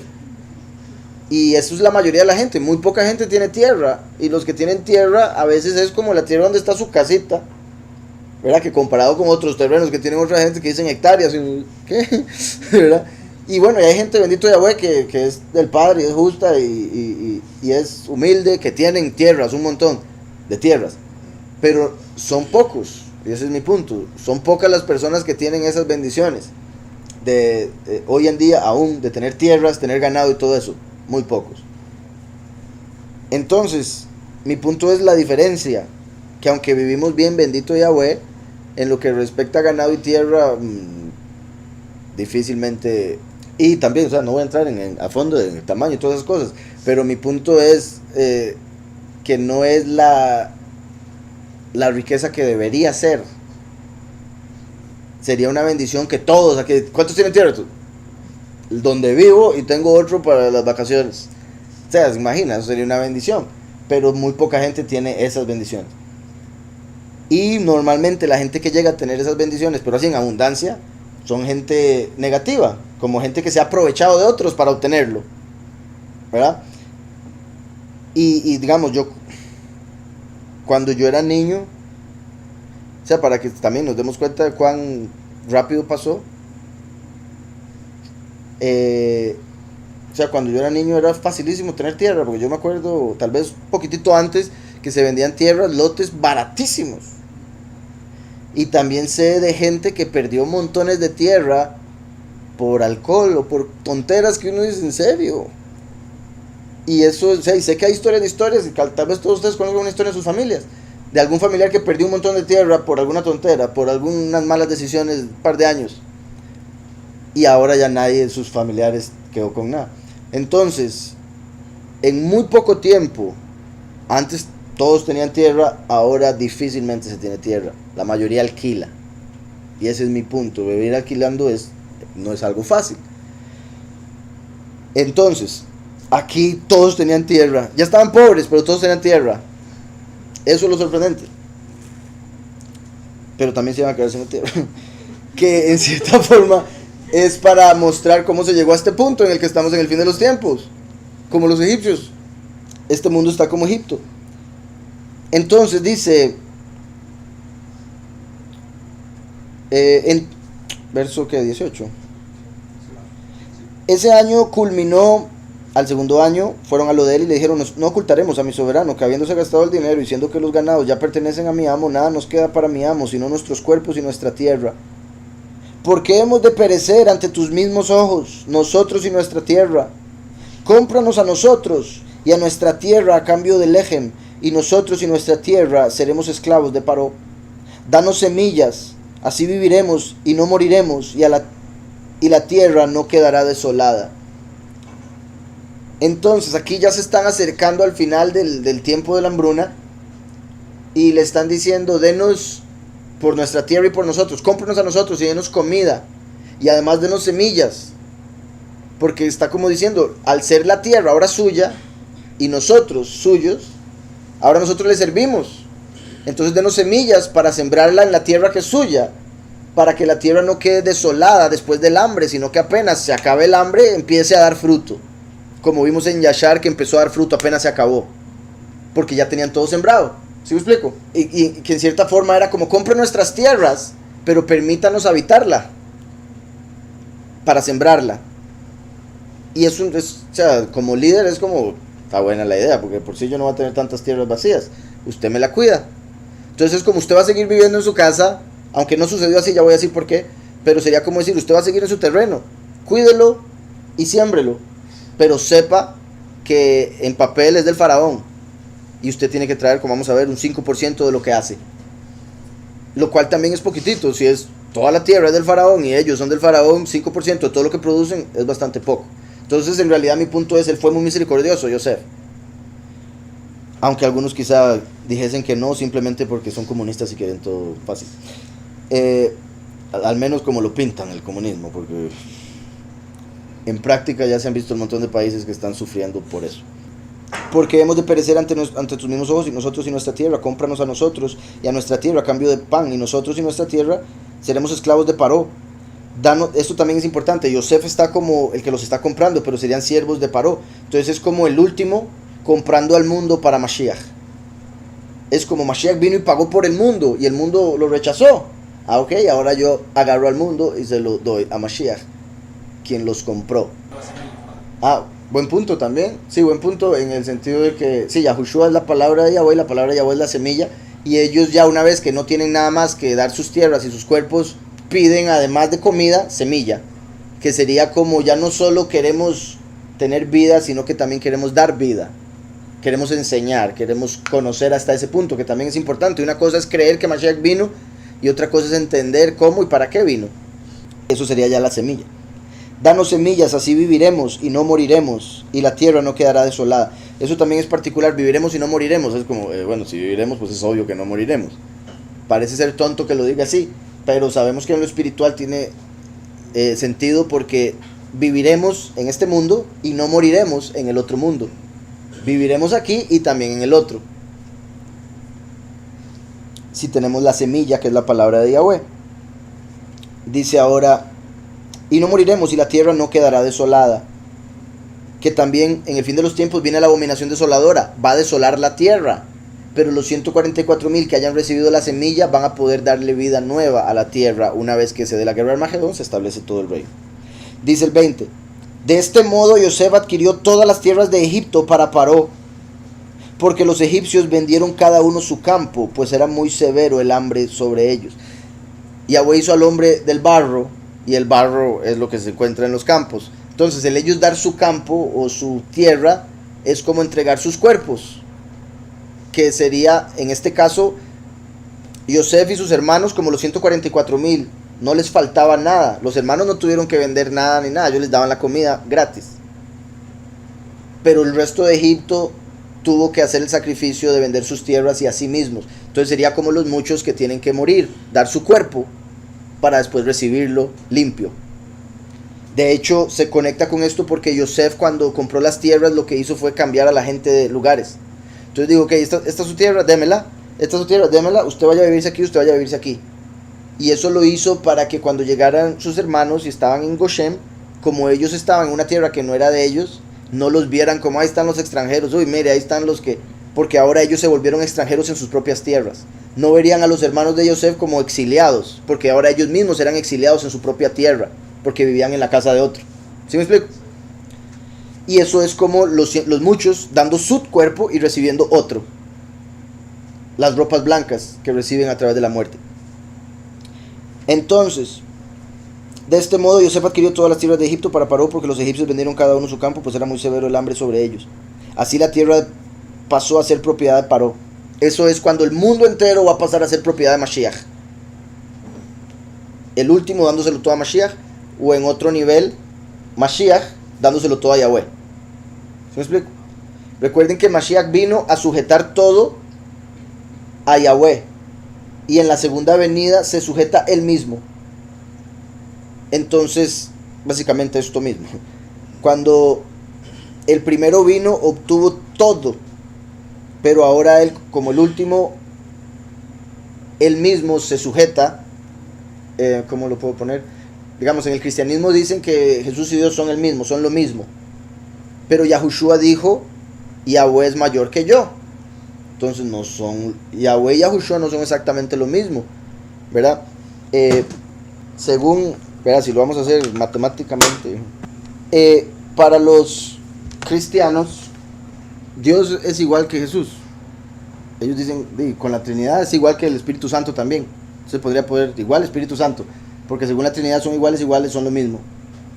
Pero Yahushua dijo, Yahweh mayor es que yo. ¿Se acuerdan de esos símbolos de matemáticas? ¿No? En la escuela. Mayor que, igual que. Entonces, esto es la doctrina cristiana, esto es la escritura. Yahushua dice, Yahweh mayor es que yo. Pero en la primer venida, como vino de una virgen, sin pecado, etcétera, etcétera, etcétera, recibió todo poder y mostró todo el poder de Yahweh en él. Por eso es la confusión cristiana. Y también porque no toman en cuenta el verso que dice que en la segunda venida él mismo se sujetará. Que eso es venir como hijo de hombre, como todos los demás que también necesitan de Yahweh para ser salvos. Por eso Yahweh en Isaías 63 dice, y no había nadie, y por eso me salvó mi propio brazo. Se salva a sí mismo cuando necesita salvación, y ese es el momento cuando se sujeta a Yahweh, siendo como uno más de la congregación. ¿Sí me estoy explicando? Y entonces ahí es donde vemos ya con más claridad que el padre es mayor que el hijo, a pesar de que debería ser obvio, aunque hoy en día no es tanto, ¿verdad? Porque hoy en día los papás los mandan los hijos muchas veces, o sea, los hijos mandan en la casa, pero debería ser el papá el que manda, la autoridad, la cabeza. entonces el papá es mayor que el hijo. Pero si el hijo es el que manda en la casa, esta casa es un desorden. Se hace lo que le da la gana al niño. Si el niño es mayor que, o igual aún. ¿Sí me explico? Entonces, muy diferente entender que Yahweh es mayor que Yahushua, como él lo dijo, Yahushua, y no así como lo dicen en el cristianismo. Obviamente, en lo que respecta imagen, en lo que respecta representación, sí se puede hablar de igualdad en el sentido de que Filipo le dijo, muéstranos al Padre, y Yahushua le dijo, si me has visto a mí, has visto al Padre. Que eso sería como decir, soy idéntico al Padre. Pero en poder, en autoridad, Yahushua mantiene al Padre por encima suyo. ¿Sí me explico? Como dice el mismo Mashiach, el alumno anhela y busca ser como el maestro. Y una vez que llega a ser como el maestro, ya alcanzó su meta. Pero aún así mantiene al maestro su lugar. O sea, le da al maestro su lugar como de quien aprendió lo que aprendió hasta llegar a ese nivel. Entonces, el alumno con llegar a ser como el maestro tuvo suficiente. El enemigo es el que una vez que Yahweh lo puso en un lugar alto, quiso subirse por encima de y decirle al maestro, usted es mi alumno. Y lo mató. ¿Sí me explico? Y como Judas, el mismo Judas, tenía al maestro y lo fue y lo entregó. Razón por la que haya sido. Que es lo mismo, ¿verdad? Pero ahí estamos hablando de dos diferentes. Hombre y mujer, complementos, se hacen uno. Que sería la unidad que va a haber entre Yahweh y su congregación, ¿verdad? En las bodas del Cordero. E incluso se podría hablar de primero y último, como he dicho, que se van a hacer uno. Pero... y también lo decís, ¿por qué? ¿En qué punto con esto que está hablando? ¿Algo específico o ya lo que dije? Ok. En ese caso, como lo hemos hablado, ¿verdad? El término Elohim también es poderoso, es plural. Se puede ver como Yahweh y Yahushua. Sí, es que por eso estoy tratando de explicarlo. Como en unas cosas sí se puede decir que es lo mismo, pero en otras no, porque él mismo dijo que no. Entonces, es como lo mismo que uno entiende, un padre y un hijo son diferentes. Ahora, hay unos que no le andan tan largo. Entonces, por eso voy a explicarlo de esta manera. No le andan tan largo en el decir que son exactamente lo mismo. Por el hecho de que Yahweh dijo, yo soy el primero y yo soy el último. Entonces se puede decir que aún el último es el mismo. Y ahí entramos en una controversia porque viene como hijo pródigo y otro montón de cosas. Entonces uno dice, uy, entonces el padre. Lo que dice mucha gente, yo no. Entonces, cuando Yahweh dice, yo soy el primero, yo soy el último, él está diciendo que él es esos dos. Sin embargo, con solo que Yahweh descienda de su trono y entre en carne en esta realidad, ya bajó de nivel. Y como él es apartado, se mantiene en el cielo mientras viene a la tierra. Entonces, una vez que Yahushua está en la tierra en un cuerpo, dice, mayor es el Padre. Porque mientras esté apartado en lo alto, sin haber tocado tierra, está por encima de cualquiera que haya entrado en carne. ¿Sí se entendió eso? Entonces es el mismo, pero se convirtió en otro. Como cuando el hombre pone su semilla en una mujer y sale un niño que se parece a él. Dice, mira, ahí estoy yo. Y Yahushua le dice a Filipo, si me has visto a mí, has visto al Padre. Curiosamente, como les he dicho antes de decir eso, como Abraham y Isaac eran idénticos. Y Abraham tuvo que orar para envejecer, para que se notara la diferencia. Porque Isaac era idéntico a Abraham. Entonces Isaac podría decir, si me has visto a mí, has visto a mi padre. Lo mismo que dijo Yahushua, porque Yahushua es la imagen del Padre. Y ahora estamos viendo algo similar. Cuando llega Jacob como el último, Og dice, ahí viene Abraham. Entonces el mismo Jacob, igual, porque Abraham como Yahweh diciendo, yo soy el primero y el último, Isaac y Jacob. Igual, imagen de.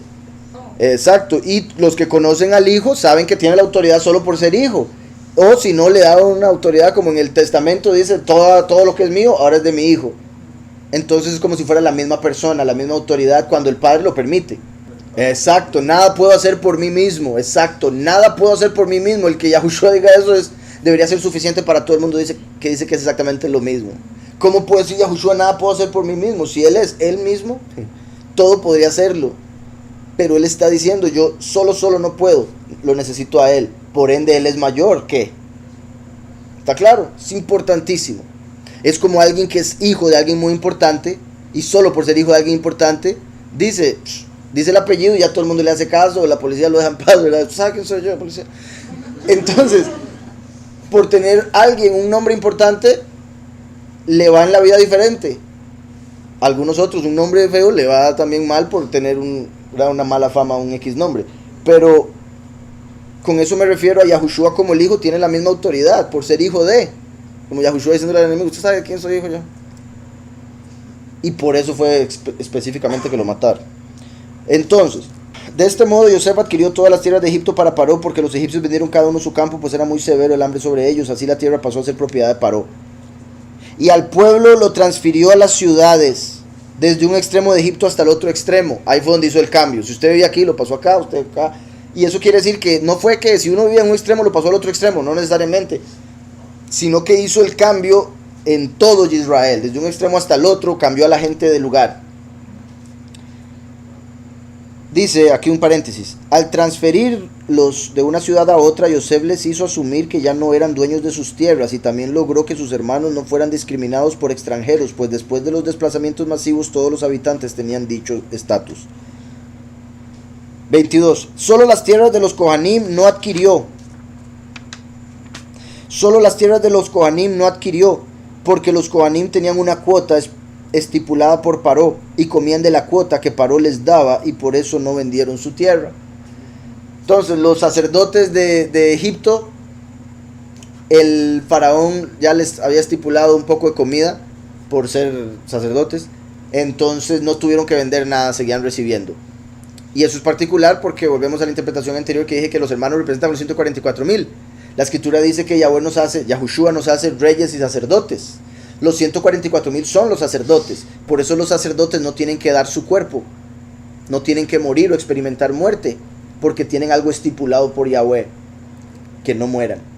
¿Sí me explico? Tienen vida directamente de Yahushua. Entonces los 144,000 como sacerdotes no tienen que entregar sus tierras o su cuerpo, su vida. Solo las tierras de los Kohanim no adquirió, porque los Kohanim tenían una cuota estipulada por Paró y comían de la cuota que Paró les daba, y por eso no vendieron su tierra. Dijo Yosef al pueblo: miren, ya los he comprado a ustedes, y la tierra de ustedes para Paró. Aquí tienen semillas, siembren la tierra. Esto ya sería como en el milenio. Miren a todas las naciones, ya todos ustedes les pertenecen a Yahweh. Ahora sí, hablen de Yahushua. Siembren la semilla. Vean qué perfecto ese momento ya después de la guerra de Armagedón.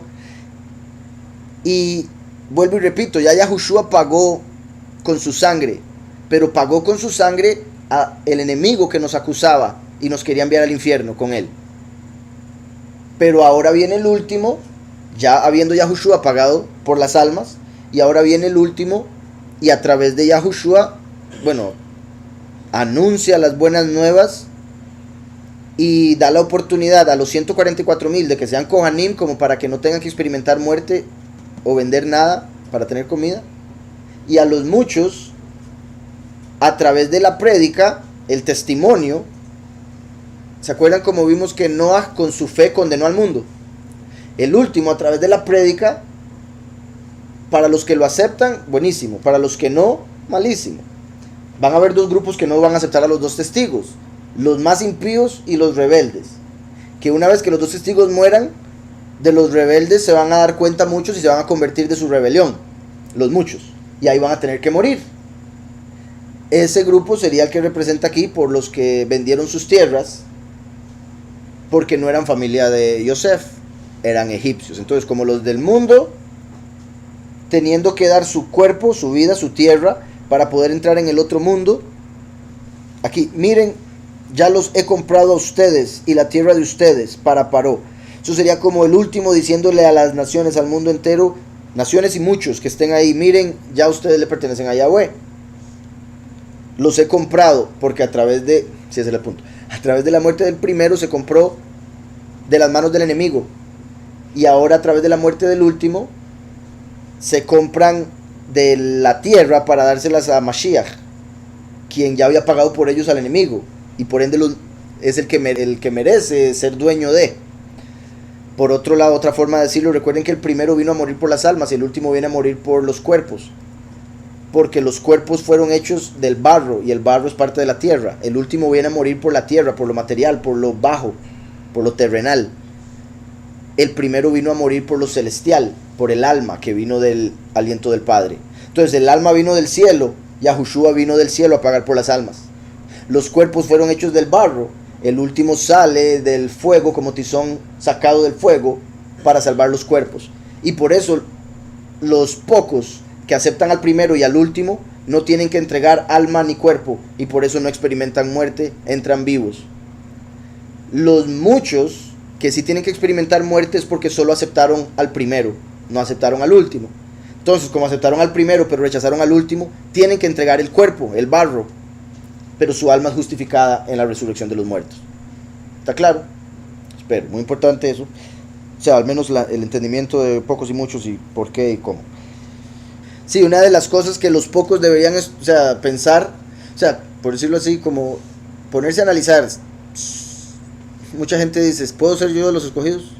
Una de las cosas que debería analizar es, ¿estoy dispuesto a morir? Porque hay mucha gente que quiere ser de los escogidos porque no está dispuesta a morir. Y es todo lo contrario. Entre más uno esté dispuesto a morir por el Padre, por su voluntad, porque este mundo no es suficiente, más Yahweh lo vuelve de aquellos que no tienen que morir.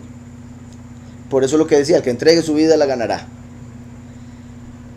Entonces, decía por acá, miren, yo los he comprado, dice el 23 en hebreo rápidamente, y dijo Yosef al pueblo, he aquí, los he adquirido a ustedes en este día y sus tierras para Paró. Ahora tomen ustedes semilla y siembren la tierra. De los productos deberán entregar la quinta parte a Paró. Vean, es como casi que el diezmo.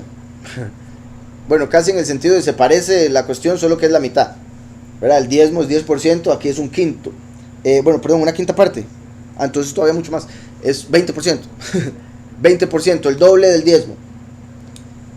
Que se podría ver de dos maneras. Una como los muchos, por ser los muchos, o sea, en el sentido de por no haber aceptado al último, que tuviesen que dar un tributo mayor que los pocos, en el sentido de que sabemos que el diezmo Yahweh lo estableció.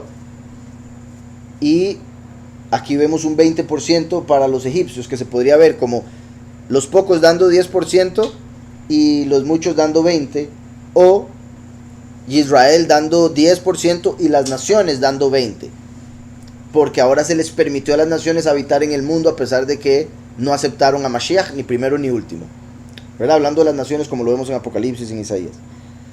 Entonces un 20%, la quinta parte. Una vez más vemos el número 5, ¿verdad? Porque en quinta parte se ve el 5, en el sentido de la Torá. Es por la Torá que van a poder entrar. También la quinta parte de lo que den, ¿verdad? Porque los tributos en ese tiempo, aunque la forma en que va a manejar el mundo en cierta forma va a ser similar a esta, entonces de fijo las riquezas se van a usar para algo. Los tributos se van a dar de otra manera. O sea, ya van a conocer todas las naciones a Yahweh y van a darle honor a Yahweh a través de nosotros. Entonces van a ir a Jerusalén, donde vamos a estar, y le van a dar honor a Yahweh, por decirlo así, dándonos cosas a nosotros. ¿Qué cosas? Lo tendremos que ver, ¿verdad? O sea, no deberíamos pensar solo en el aspecto material de regalos y oro, sino el honor a Yahweh, sea como sea, sabiduría, entendimiento, conocimiento, alabanza, gozo, todo eso, como la quinta parte que deberían traer. De todo lo que recibiesen, traen la quinta parte. Entonces, de los productos deberán entregar la quinta parte a Paró, y 4 partes serán suyas, como semillas para el campo, y para alimentarse ustedes y los de sus casas, y para que coman sus niños. Una vez más, ahí vemos que los esclavos comen igual que ellos. De hecho, este es el verso donde se ve todavía más claro. Dice, para el campo y para alimentarse ustedes y los de sus casas. O sea, se comen ustedes y sus esclavos lo mismo. Y extra, y para que coman sus niños. Entonces, la palabra comer lo dice una vez cuando se refiere a dos grupos. Los de la casa, bueno, la familia y los esclavos comen lo mismo. Y después menciona otra palabra, comer, para los niños, porque los niños comen algo diferente. ¿Está claro? Entonces, en el verso anterior donde mencioné esto, es que mezclé las dos cosas. En el verso anterior donde decía lo de los niños era el hecho de que los niños desperdician comida. Y Yosef le dio a su familia suficiente comida aún para los niños que suelen dejar comida. Aquí la forma en que lo escribe, para que coman sus familiares y su casa, se refiere a que comen lo mismo, líderes y esclavos, deberían, es lo justo. Y por otro lado, comen los niños para referirse a que los niños comen algo diferente. Y ahí, a pesar de ser un 20% lo que tienen que dar, 80% de todo lo que dé el campo para una familia es bastante. Bueno, también depende de los campos, depende de las familias, pero en general parece ser más que suficiente, es mi punto. Vuelvo a repetir lo que dijo él: de los productos deberán entregar la quinta parte a Paró, y 4 partes serán suyas como semillas para el campo y para alimentarse ustedes y los de sus casas, y para que coman sus niños. Ellos dijeron: has salvado nuestras vidas, que hallemos tu favor, soberano. Le dicen: has salvado nuestras vidas, que es lo que le diríamos nosotros a Mashiach, ¿verdad? En la vida eterna. Y más los 144,000 diciéndoselo a Yahushua, o los muchos al resucitar diciéndoselo a Yahweh, Yahushua. Ellos dijeron: has salvado nuestras vidas, que hallemos tu favor, soberano. Aquí ponen: esperemos que cumplas tu promesa de darnos tierra y semillas, ¿verdad? Que como que eso es lo que quisieron decir al decir que hallemos tu favor, soberano, como que hallemos tu favor y de verdad cumplas lo que nos dijiste. Seremos sirvientes de Paró. Entonces le dicen a Yosef: has salvado nuestras vidas, seremos sirvientes de Paró. Sería como decir: Mashiach nos ha salvado, ahora serviremos a Yahweh eternamente.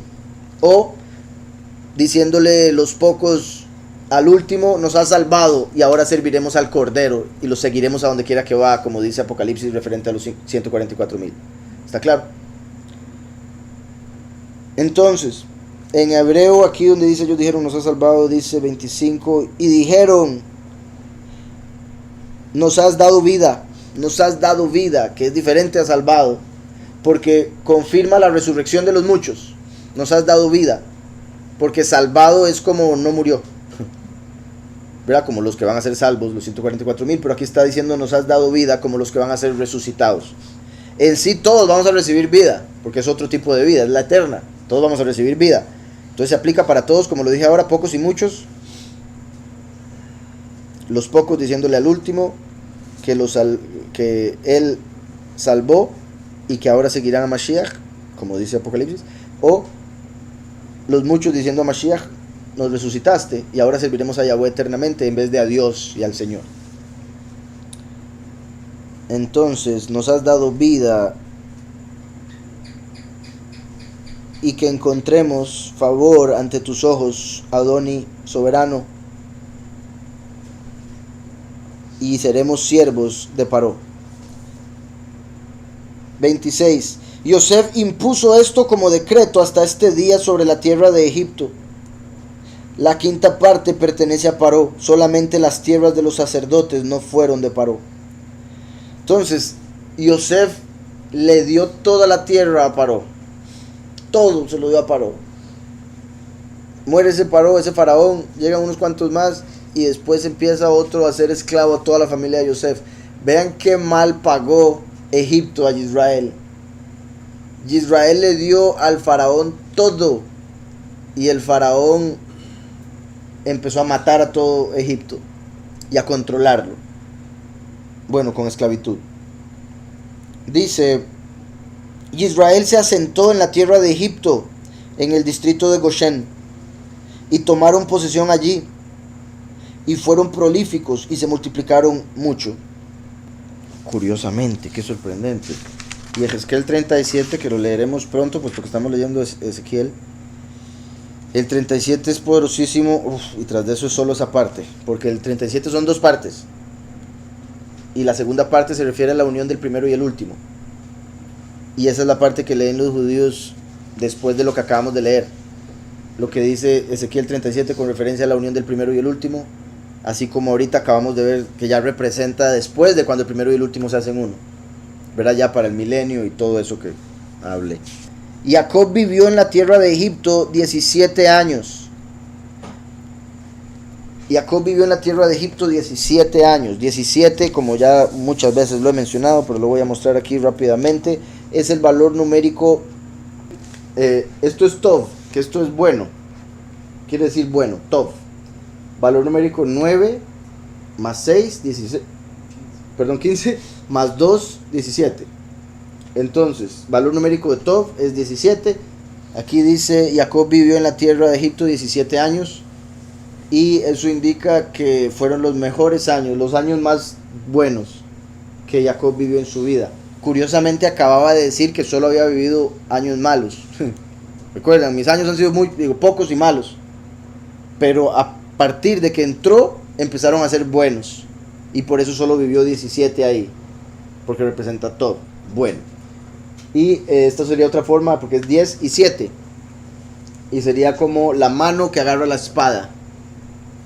O la mano del que es coronado, que curiosamente es el que agarra la espada. Entonces dice, los días de Jacob, los años de su vida fueron 147 años.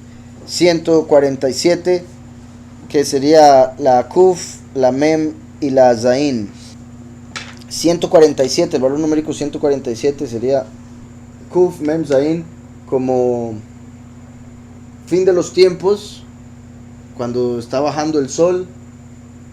Aparecería Mashiach con la espada. Recuerden que Mashiach dijo, arrepiéntase, no sea que venga a ustedes y pelee contra ellos con la espada de mi boca.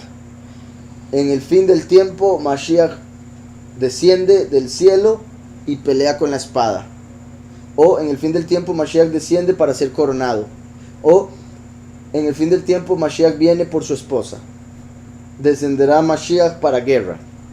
Y todo eso, ¿verdad? En el número 147, como dando a entender el punto de que Jacob representa el fin de los tiempos, el último. Dice, se acercaron los días en que Israel fallecería. Vean cómo acababa de decir Jacob. Jacob vivió en la tierra de Egipto 17 años. Los días de Jacob, los años de su vida, fueron 147. Jacob. Se acercaron los días en que Israel fallecería. Por lo que llamó a su hijo Yosef y le dijo, si me he congraciado contigo, por favor pon tu mano debajo de mi muslo y trátame con benevolencia y lealtad. Por favor, no me sepultes en Egipto. Jacob sabía que se iban a dar las plagas.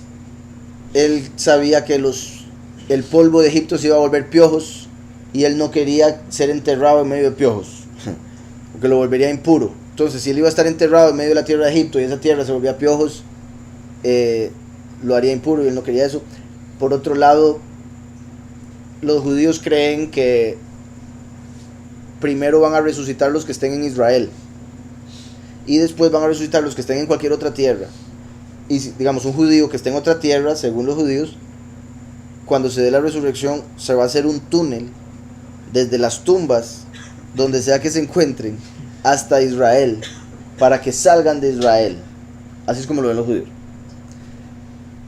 Lo veo como que no, pero el punto aquí es que entonces explican que Jacob no quería irse en un túnel desde Egipto hasta Israel y esperar la primera resurrección y después seguir él. Entonces pidió que lo llevaran. Ahora, no sería esa la razón, considero específicamente, menos con los túneles, pero él quería ser enterrado en Macpelá. Por algo había comprado de Esaú la primogenitura y el contrato de que Macpelá le pertenecía a él para enterrar ahí a su esposa y a él mismo, su cuerpo. Él le pide a Yosef porque Yosef era el único de sus hermanos que en realidad tenía la autoridad y el poder para lograr lo que Jacob quería. No le podía pedir a los otros hermanos, por más que fuese Yahudá no tenía el poder de decir, ok, lo voy a llevar hasta Canaán y lo entierro. Yosef sí tenía toda la autoridad para hacerlo.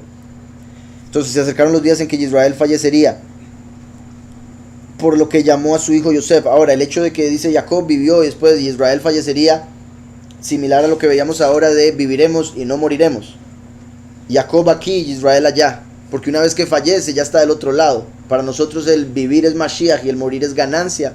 Al morir, Israel, porque ascendería a gobernar como Elohim, después de haber estado en el mundo siendo visto como un suplantador, porque suplantó a Esaú, porque suplantó esto, porque suplantó lo otro. ¿Está claro? Entonces se acercaron los días en que Israel fallecería, por lo que llamó a su hijo Yosef, que tenía autoridad, y le dijo: si me he congraciado contigo, por favor pon tu mano debajo de mi muslo. Eso era para hacer un juramento, ¿recuerdan? Como cuando Abraham le pidió a Eliezer que pusiera su mano debajo del muslo.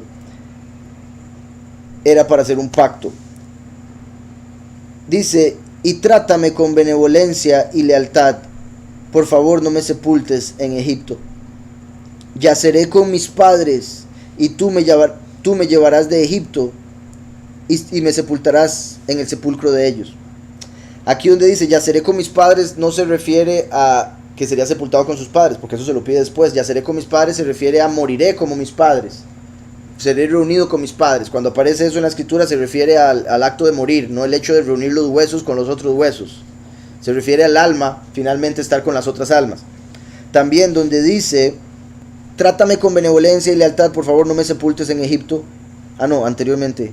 Se acercaron los días de Israel para fallecer. Cuando la escritura dice se acercaron los días de tal persona para morir, indica que esa persona no alcanzó la edad de sus padres. Si alcanzó la edad de sus padres, no se menciona que se acercaron los días, porque en cierta forma se acercaron los días es como diciendo se aceleró la muerte de tal persona, vino antes de lo que se esperaría según la muerte de sus padres, porque normalmente, recuerdan, los papás se mueren 5 años antes o después de cuando se mueren sus hijos, o sea, más comúnmente. Entonces la muerte de los padres es una referencia para los hijos que sepan como en qué edad pueden estar muriendo, 5 años antes, 5 años después. En este caso fue mucho antes, como que se apresuró. Por ende se menciona se acercaron los días. Repito, entonces cuando dice la escritura se acercaron los días para que tal persona muriera, indica no solo que se iba a morir, sino que la edad en la que murió fue menos que la de sus antepasados. Entonces decía: yaceré con mis padres, y tú me llevarás de Egipto, y me sepultarás en el sepulcro de ellos. Y él respondió: haré tal como me pides. Pero él dijo: júramelo. Y se lo juró. Entonces Israel se inclinó sobre la cabecera de la cama. Aquí se inclinó sobre la cabecera de la cama se toma para un par de cosas. Una, que cuando una persona está enferma o a punto de morir, la Shekinah o la presencia celestial se posa a la cabeza de la cama. Entonces que por eso él se inclinó hacia la Shekinah, como dando honor a Yahweh. Pero en realidad le estaba buscando dar honor a Yosef, pero no le iba a dar la espalda a la Shekinah. Entonces le dio honor a Yosef inclinándose ante la presencia celestial, lo cual es particular porque es como si Yosef fuese la presencia celestial, representando entonces a Mashiach mismo. Entonces él se inclinó hacia la cabecera, representando, repito, que ahí está la presencia celestial cuando alguien está enfermo, y dándole honor a Yosef, lo cual es particular porque no lo había hecho antes, a pesar de Yosef ser líder de todo el mundo, pero era su hijo. Entonces, ¿por qué se va a inclinar su padre ante su hijo? Pero aquí sí se inclinó Jacob ante su hijo por el honor de rey y porque, o sea, por decirlo así, lo iba a necesitar.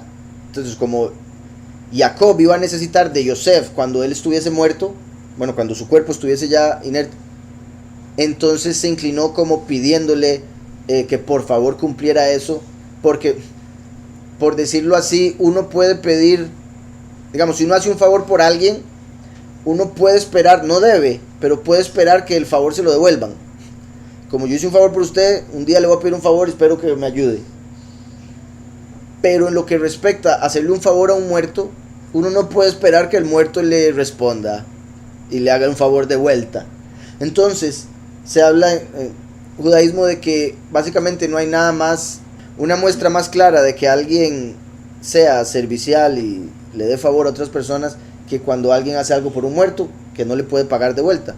En cierta forma sería como cuando alguien le da algo a un pobre también, que sabe que no le va a pagar de vuelta o algo así. O sea, similar. En este caso, como Jacob sabía que solo él, Yosef, podía hacerle el favor, y además Jacob al estar muerto no le iba a poder devolver ningún favor ni recordárselo más tarde, entonces le dice: júremelo, ponga su mano bajo mi muslo, y después se inclinó ante él porque era el momento. Y voy a leer ya para cerrar. Se volvió hacia la dirección de la Shekinah. De aquí sabemos que ahí se pone la presencia celestial. Alternativamente hacia la cabeza de la cama. Eso también se refiere a que su cama estaba completa, refiriéndose a que todos sus hijos, los que tuvo acostándose en la cama con sus esposas, todos sus hijos eran apartados y justos. Entonces se inclinó ante la cabeza de la cama para darle honor a Yahweh y darle toda, porque todos sus hijos que vinieron de acostarse en la cama con sus esposas eran apartados. Y no había ninguno impío de su cama entre sus descendientes, porque ahora Yosef era el gobernante, y más que eso, había sido llevado cautivo entre no judíos, pero aún así se mantenía justo. Entonces, ser justo entre justos es más fácil que ser justo entre impíos. Y por eso era sorprendente ver que Yosef se hubiese mantenido así estando ahí, que es similar a los 144,000 y el último viniendo en el fin de los tiempos, cuando es el peor tiempo de la historia. Pero se mantienen, claro, porque tienen a Yahushua, pero bendito Yahweh, el tiempo en el que lo hacen es clave. Aquí ponen cuando un zorro está en su tiempo de grandeza, inclínate ante él. Que sería como Herodes, la zorra, como le dijo Yahushua a esa zorra, a Herodes. Y era como es rey. Ahorita tiene momento de grandeza, entonces inclínese ante él, denle honor, porque ahorita es rey. Pero cuando Yahweh le quite el honor, se le acabó eso. Ahora, ya para cerrar este comentario que dice, el proverbio explica por qué Jacob se inclinó ante Yosef en este momento en particular. Si hubiera sido por respeto hacia el gobernador, Jacob se hubiese inclinado ante él mucho antes al llegar a Egipto. Pero se inclinó aquí para reconocer que necesitaba a Yosef. Como dice el dicho, otros animales se inclinan incluso ante el zorro que es tan bajo si la necesidad llega. Entonces, cuando llega la necesidad, si alguien puede suplir esa necesidad, se le debe dar honor, porque eso es lo que Yahweh está permitiendo y haciendo. ¿Estamos? Exacto. Recuerdan que se inclinaba, él se soñó que se inclinaba al sol, la luna y 11 estrellas, refiriéndose sus hermanos las 11 estrellas, el sol su papá. Aquí se inclinó, entonces ya se cumplió lo último que faltaba. Bila ya se había inclinado, entonces la mamá. ¿Estamos? Vivió en Egipto lo mismo que cuando Yosef tenía 17 y empezó la historia. Exactamente, Manuel, buen punto, ¿verdad? Jacob llegó a Egipto y vivió 17 años. Pero el inicio de la historia fue, Yosef tenía 17 años y lo vendieron de esclavo y se lo llevaron a Egipto. Entonces a los 17 años Yosef fue llevado a Egipto.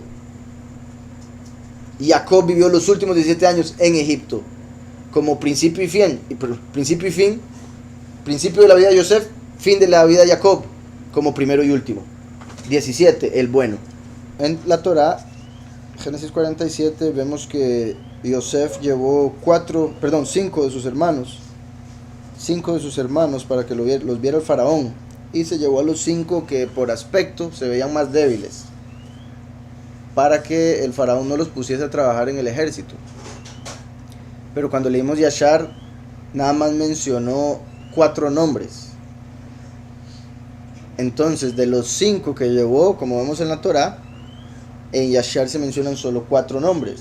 Entonces nos deja como en el limbo de quién habría sido el quinto. El hermano Yeriyahu se fue para la casa con la incógnita y hizo ahí un análisis, me lo mandó, y ahí vio varios puntos comparando Yashar con la Torá y en sí usando la lógica de cuál podría haber sido ese quinto.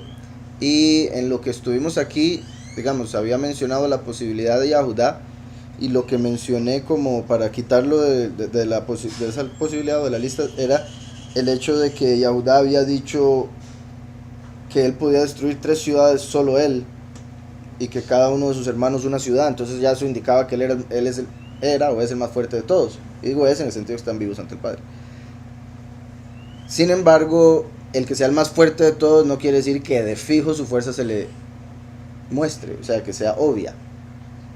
Además recordamos que Manashe le dio un golpe y Yahudá reconoció, el golpe, bueno, también fue con Shimón y la situación, pero a lo que me refería, Manashe hizo lo mismo que hizo Yahudá, tirar una piedra, agarrarla y despedazarla. El hecho de que él, parece ser por la historia de Yashar, que era el más fuerte de todos, pues fue más o menos lo que utilicé para decir que no, posiblemente no había sido él, por el hecho de que ya se había mostrado él como fuerte. Sin embargo, el faraón no los había visto a ninguno de ellos, Y Yahudá no había sido uno de los dos que habían empezado y destruido todo Shechem y las otras ciudades. Entonces los que más se habían dado fama eran Shimón y Leví, por más que Yahudá fuese más fuerte entre ellos, pero eso lo sabían ellos, la familia. Y un punto que me hizo pensar fue que, que mencionó el hermano, fue de que es muy posible que Yashar, el libro de Yashar, no haya mencionado el nombre de Yahudá entre los 5 que llevaron, nada más menciona 4 nombres, porque es el libro de Yashar el que nos dice cuán fuerte era Yahudá. Entonces sería como Yashar evitando que el lector se haga preguntas o le entren dudas por malinterpretar quizá lo que dice el libro de Yashar. O sea, el que el libro de Yashar diga que Yahudá era más fuerte no quiere decir que era el que se veía más fuerte, pero eso es lo que uno podría llegar a interpretar inmediatamente solo por, no sé, lógica o imaginación o lo que sea. Y lo que le agregué a lo del análisis, que me parece que, o sea, que confirma lo que dice el hermano, es el hecho de que sabemos que en Isaías 53 dice que el Mesías vendría al mundo, pero no sería de atractivo, no, por sus apariencias no lo seguirían. Entonces quiere decir que sería el más hermoso, pero en lo físico lo contrario. Entonces es igual, de él viene toda la fuerza, todo lo puedo en el Mesías que me fortalece, y él vino de Yahudá, la tribu de Yahudá. Sin embargo, cuando lo veían decían, ese va a ser el Mesías, por favor. Entonces, o sea, algo que tenía Yahudá era fuerza, pero no tenía la apariencia de. Entonces, con esos detalles, el libro de Ked Yashar que lo menciona, la fuerza de Yahudá, más que ningún otro libro, es posible que esa sea la razón por la que Yashar decide no mencionar el nombre en el grupo de 5 que se veían débiles. Entonces, con todo eso, o sea, por el hecho de que Mashiach vendría de ahí, otros detalles, es posible que los 5 que llevó Yosef a conocer al faraón fuesen Zebulón, Rubén, Isahar, Benjamín y Audá, sí. Esos muy posiblemente fueron los 5. De esos 5, Yashar menciona 4 por nombre. Es solo uno el que no menciona. Y posiblemente Yahudá, que no lo haya mencionado al propio por todo lo que escribió y dejando el misterio también. Repito, como el hecho de Mashiach, que se mantiene en misterio, escondido a la derecha del Padre. Sin embargo, toda la fuerza que tenemos viene de él. Los dos, todos los hermanos que llevó. Sí. Ajá. Eran de Lea y Raquel, ¿verdad? Porque también tenemos a Bila y Silpa. Pero los llevó los de Lea y Raquel. Y Yahudá era de Lea. Entonces también entra, ¿verdad? Como el que faltaba ahí. Aunque había un par más, ¿verdad? Porque hubo 7. No, 8. O sea, 2 de Raquel y 6 tuvo Lea. Entonces, ahí están las posibilidades. Pero bueno, sí, los 5 vendrían de Lea y Raquel, que también eran como los más cercanos, ¿verdad?